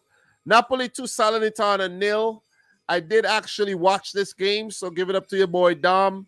Giovanni Di Lorenzo. Oh, man, I love those goals, man, when they hit the top of the freaking roof. I think that one hit the crossbar and went in. Di Lorenzo is a quality right back. Victor Osimhen, man, you can't stop this guy from scoring. I think he's going to have his best goal scoring season ever this season. And the mask just make him look more legendary. So give it up to Victor Osimhen, you know, Mario Rui. They even won this game without Kavica Kvaratskhelia. So it just shows that, you know, they could do things without the talismanic players this season because other players like Ilif Elmas has been stepping up. And I think Elmas, you know, was involved in the goal here, if I'm not mistaken. Can't remember exactly what happened in this game, everything in this game, but still, a few things. Torino 1, Fiorentina 0. Alexei Miranchuk in the 33rd minute. I heard that this was a banger of a goal. I didn't watch the highlights, but, good on Torino, who's been making some good signings. Udinese 1, Sampdoria 0. Kingsley Izibui in the 88th minute with the late winner. Monza 1, Sassuolo 1 in this game. Gianmarco Ferrari in the 13th minute and Gianluca Caprari in the 60th minute. Spezia 0, Roma 2. Give it up to Mourinho, man, who I think hit a landmark recently, if I'm not mistaken. Stefan El Shaarawy. Stefan El Shaarawy, guys, is still playing and still scoring goals. Tammy Abraham in the 49th minute. Stefan El Shaarawy, man, he should have been bigger than he is, but still, it's nice that he's playing, man. So let's see. The Roma is that's him. Il Farone. I like this Roma team, Dybala, Abraham, you know what I mean? They got some neat players, man. Zeki Celik. Mourinho brought his players like Matic into the team. Revival of Chris Smalling's career, you know what I mean? Gianluca Mancini, Rui Patricio. So you look at the bench, you look at Bellotti, who left Torino. You look at this. I didn't even remember Bellotti left Torino and joined Roma. I know it happened, but I can't even remember. But Lorenzo Pellegrini is a quality player. Guys like Shumarodov, the Uzbekistani, he's not been having a good time on the Mourinho, but still, he's a good player. I think Mateus Vinia is on the move. I've been seeing him linked with a move to or did he? He's been linked with a move to a Premier League club. I think is it Bournemouth, if I'm not mistaken. Mateus Vinia, one of these guys. So look, man, it's nice actually watching another league and being able to talk about these games with a little bit of understanding. Juventus 3, Atalanta 3. I was supposed to watch this game, guys, but I was feeling like shit on Sunday, and I didn't watch it, man. So Ademola Lookman in great goal scoring form, 4th minute. Angel Di Maria penalty in the 25th. Arkadiusz Milik in the 34th. And then they had Joachim Mailer to equalize there in the 46th. And then Ademola Lookman to take it back to Atalanta in the lead. But, of course, Juventus, they equalized to Danilo from a Man City and Real Madrid defender in the 65th. So, give it up to Atalanta, who's been in very, very good form lately under, Gasparini still in charge. And Lookman, he's gone to Leipzig, Leicester, Fulham. He played at Everton originally. He's been looking for his niche, and I think he found it. So give it up to Ademola Lookman, man. I like when players find a club where they can settle. But you know what I don't like? I don't like that a player like Lookman could go to, like, let's say he go to Atalanta and he's scored a ton load of goals this season already, right? And let's say you go, let's take a look at the Serie A stats. And you see Ademola Lookman has 11 goals. That's his best goal scoring season ever, right? Let's say Lookman ends up scoring 20-something goals this season. Guess what's going to happen? Another club's going to look to sign him, and he's going to go there, and he's not going to do well. And I don't like that. I think players should just stay the hell where they're at and thrive and do well and, build their careers instead of bouncing from club to club and then flopping when they do think that they just earned their dream move. Players dream too much, in my opinion. Way too much dreaming, man. So let's just go back to the matches. Bologna 1, Cremonese 1. This game, David Okereke, the Belgian penalty, and Vlad Chicheric in the 54th. He's a former Napoli man too, if I'm not mistaken. He was at Napoli for a long time. Chicheric, a Romanian, I think. So, Inter 0, Empoli 1. This is an upset. Milan Skriniar sent off in the 48th minute. Tommaso Baldanzi in the 66th. And this is not good for Inter and their title hopes. They're not winning the title. They're not. But this would not help them at all. This would not help them. And with Inter not doing well, with AC Milan not doing well, you know what I'm saying? It's been somewhat of a race for the top four over there in Italy. And I like it. I like it, right? I really do like it. And let's just double back a bit. Let's just double back a bit. Let's just go back here. Juventus 3, Atalanta 3. And I didn't talk about it yet. I know I didn't talk about it. I didn't, you know what I mean? I was going through some things and I didn't talk about it yet. But Juventus deducted 15 points for the scandal. 15 points, man. Which took them from about second all the way down to wherever they're at right now. Where they at? Where they at? 10th. 15 points. So it's going to take a whole lot for Juventus to get any European football next season. And they're lucky. They're really lucky that this didn't relegate them like it did for the Calciopoli scandal back in the 2000s. They're lucky. They're lucky. They're really, really lucky. But they're closer to relegation than they are to fucking winning the league. Let's just say that. Because, look, they're 27 points off the league, and they're actually, how many points off relegation right now? 11. Okay?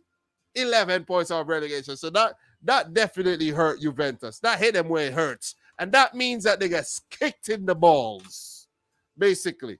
Could they still get European football? Yes, but it's going to take a lot of winning, and it's going to take keeping a very airtight defense, right? Watertight, I should say, not airtight.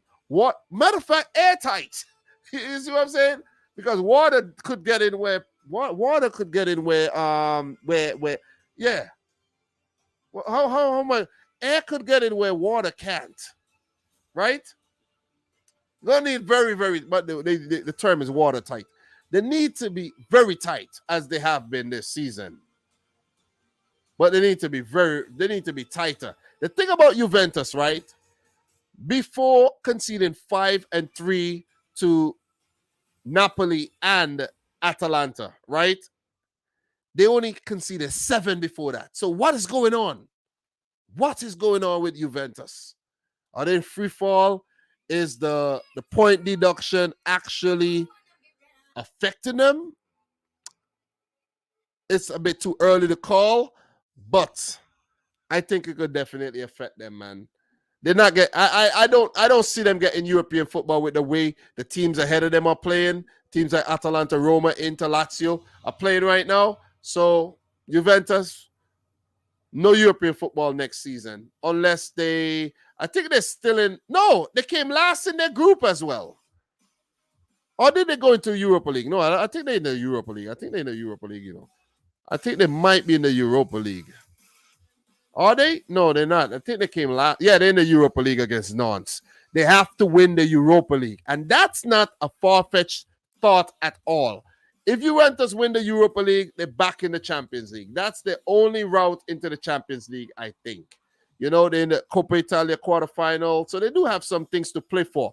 If they win the Coppa Italia, I think the Coppa Italia gives them qualification to the Europa League playoff, I think. You know, let me just do a Coppa Italia. Look at the Coppa Italia really, really quick, and I'll let you guys know what you qualify for if you win the Coppa Italia. So Coppa Italia. Let me see something. So Coppa Italia. So the Coppa Italia. Let me see. Okay. So the winner automatically qualifies. You see? So if you win the Coppa Italia, you qualify for the Europa League group stage automatically. So yeah, Juventus, that's the only hope for European football next season, the Europa League and the Coppa Italia. So let's take a look at these other results. And this is a huge one. This is a weird one. AC Milan losing to Lazio 4-0. Sergei Milinkovic-Savic, Matteo Zaccagni, Luis Alberto with the penalty, and Felipe Anderson. And that thrust Lazio up into the Champions League spots, into third. And there is a big top 4 race. Forget about the title race. There ain't no title race, guys, unless Napoli really screw things up. There ain't no title race. There ain't none. So let's just run through the next match day that's coming up tomorrow. I might actually, let me see. I don't know if I watch this game. Nah, I'm not watching any games tomorrow. But let me see if there's any games worthy of watching over the weekend. Bologna plays Spezia, Lecce Salernitana, Empoli, Torino, Cremonese, Inter, Atalanta, Sampdoria, Milan, Sassuolo, Juventus, Monza, Lazio, Fiorentina. That might be watchable, but I don't know if I'll have the time. Definitely might tune into Napoli, Roma, because this Sunday won't be any Premier League matches this Sunday. So definitely will tune into this Napoli-Roma game. That will be one worthy of watching for sure. So that one is worth watching. Udinese Verona on Monday. So this is what the standings look like, guys. Let's take a look at the standings here. And look. Napoli, 50 points. They're looking like they Napoli and Arsenal. Let's give it up to Napoli and Arsenal. They've hit 50 points. They're the first teams in the top 4 leagues to hit 50 points this season. They're both looking like they could win the title, but Napoli are looking way better than Arsenal because, of course, Man City are on Arsenal's behinds, and Napoli, they have a 12-point gap between them and AC Milan, the defending champions, right? So Arsenal got the defending champions breathing down their necks, while for Napoli, they ain't got nobody breathing down their necks, right? Juventus was kind of threatening, but then Juventus lost to Napoli and then got 15 points taken away and then lost to, drop points to Atalanta. So Juventus basically just dropped a whole 20 points in 2 matches, which is crazy. Never heard of. But they dropped 20 points in 2 matches. Yeah, you probably heard of that before, but with Juventus, but still, not recently in the top leagues. AC Milan, Lazio, Inter, Roma, Atalanta, all in a battle for a top 4 race. And this is what's juicy about the Serie A right now. 4 teams fighting for 3 Champions League places. No, how many? 5 teams fighting for 4. Yeah. 5 teams. Am I right? 1, 2, 3. 5 teams fighting for 3 places. And I'm loving it. Is it going to be Mourinho's Roma in very good form? Gasperini's Atalanta? Is it going to be Pioli's Milan? Is it going to be Maurizio Sarri's Lazio? Or is it going to be Inzaghi's Inter? Guys, it's juicy and I love it, man. I love it. So Udinese 7th, Torino 8th, Empoli 9th, Juventus a 10th. Give it up to Torino, not Torino, but Torino does okay. But Empoli, give it up to Empoli. You don't really see them in those positions a lot. Udinese struggling some seasons, but to be 7th. Remember Udinese and Watford, all under the same ownership. Udinese, Watford, and another team in Spain, if I'm not mistaken. Can't remember, but bottom half: Fiorentina, Bologna, Monza, Lecce, Spezia. Salernitana, they're aiming to stay up. Money injected into that club. They're aiming to stay up. Not good in their last 5. No wins. Same for Sassuolo. But Verona, those 2 wins could help them. Verona were on, literally, before these 5 games, Verona had how many points there, guys? 5 points. That's bad. That is bad.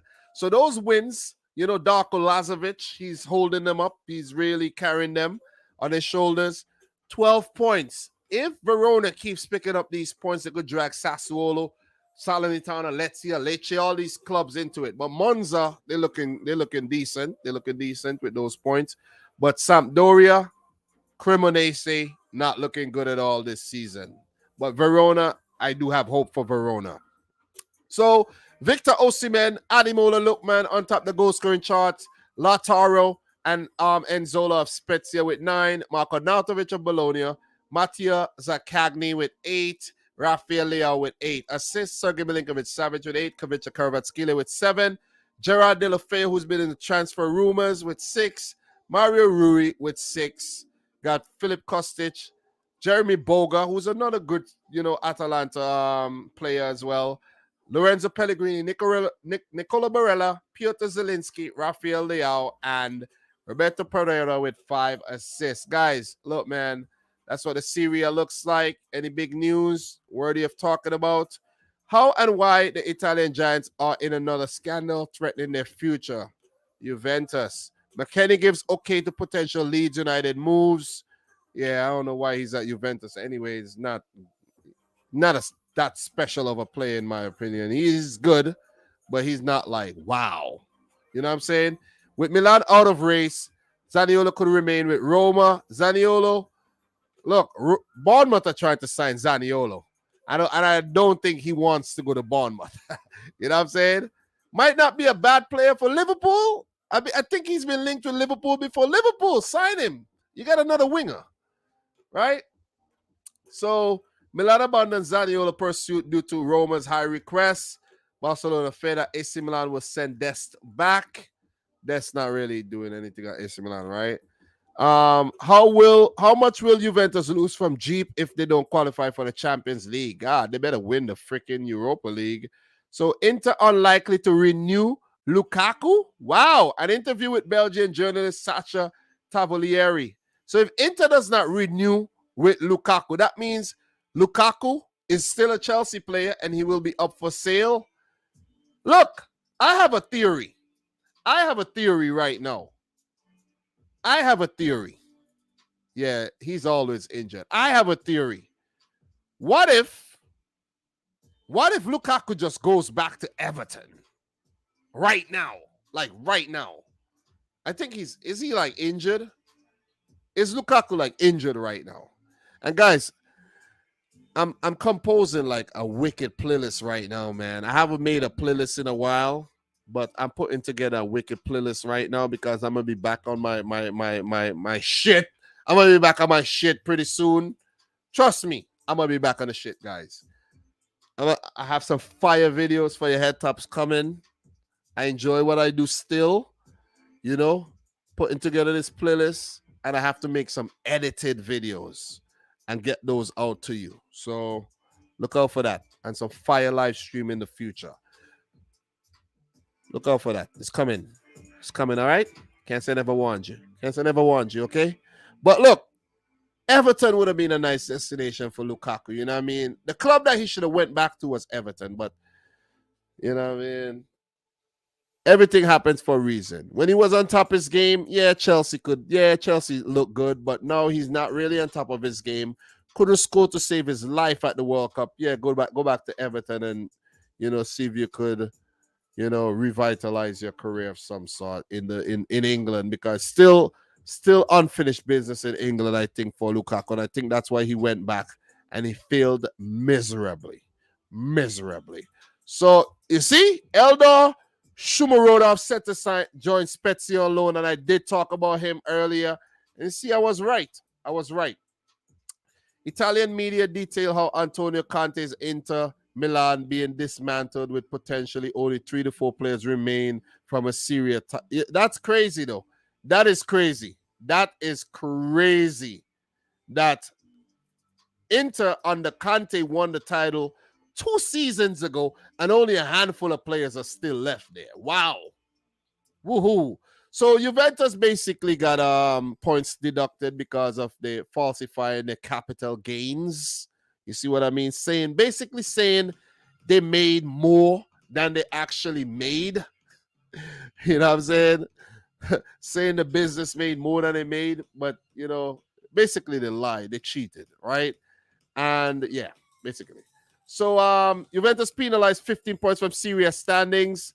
11 execs banned for mishandling transfer finances. Okay, so Tottenham's Fabio Paratici handed 30-month ban from Italian football. Okay, but he's not in Italian football, so okay. All right. Okay. All right, so yeah, man.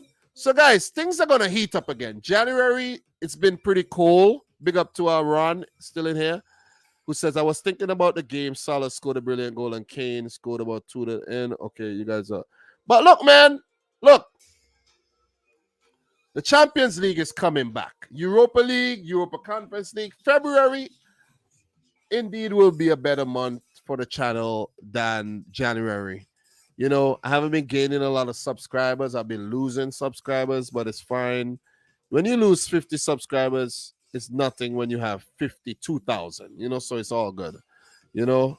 So channel have not really grown so far in 2023, but it's okay. I've grown as a person, and that's the most important thing. So, guys, it's been nice. Look at how low I've sank. Oh man, let me get up here. It's 10:53. I gotta get up early in the morning. It's nice being live again. 2 hours, 25 minutes. Sorry that I couldn't drop another 3-hour live stream on that ass. But guys, you know, it's okay. You know, so big up to the boy Dupe in the house. Nice to see you. Nice to see you, bro. Really nice to see you. Big up to King Harder. Big up to Ron. Big up everybody who joined the live stream tonight. And if you're watching the replay, thank you very much for tuning in to yet another one. Guys, how many likes have we hit today? Don't forget to smash the thumbs up button if you haven't yet done so. We've hit 32, so hit it. Let's get those likes up, guys. Let's get those likes up, okay?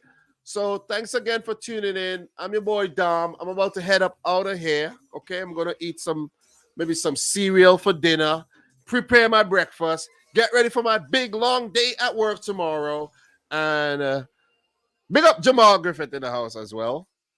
Bro, listen, let me say this before I go. You know what I mean? And I'm really adamant about this. I'm not satisfied with what I've done in January. I'm not. But I needed the break, right? There's so much that I could do, so much potential I have, so much things I still want to do, but it's just the time. You see, I haven't guys, I hardly came in this. I haven't played FIFA for the entire year. If I haven't played FIFA for the year, you know there's something's not right. There's a change. There's a change. I want to put out a lot of different kind of videos, but I've just been, you know, getting myself together, especially financially. There's a lot of bills, so I've been working more. I've been tired, you know what I'm saying? So as soon as I catch myself, you're going to see some. Can't say I ain't promise you. And guys, I want to do a mid-season tier list to predict where I think the teams would end up towards the end of the season. I think when I'm at work tomorrow, I'm going to actually work on that, make up a nice thumbnail, and we go live sometime maybe next week and get that nice little, you know, activity kind of, you know, live stream going. All right? So I just wanted to get that off my chest, man. I really do. Yeah, man, Dupe, exactly. It's all right. Sometimes we all need to put ourselves first. We understand. Yeah, definitely. You know what I mean? I don't want to try, burn out and put out mediocre content. You see what I'm saying? And yep, your mental health is important. And we know being parent isn't easy. You know it, bro. You're a parent. You know, you're a parent. You know it. But guys, thanks again. We're going to catch up pretty soon. Maybe next time, tomorrow. We go down a rabbit hole. We go on Reddit. We check all the latest news, transfers. We talk about how bad City are going to smash Arsenal tomorrow. Guys, I don't know what's going to happen, but Pep might actually, you know, give Arsenal that game. Who knows? Put out a weak team, give Arsenal a false sense of security, only to smack him up in those 2 league games. Okay, guys? So from your boy Dom, until next time, peace out. Rich Squad. Peace. I feel good, man. I feel good and accomplished that I'm back live and I'm updated with all that's going on across the big leagues. All right? Well, peace out.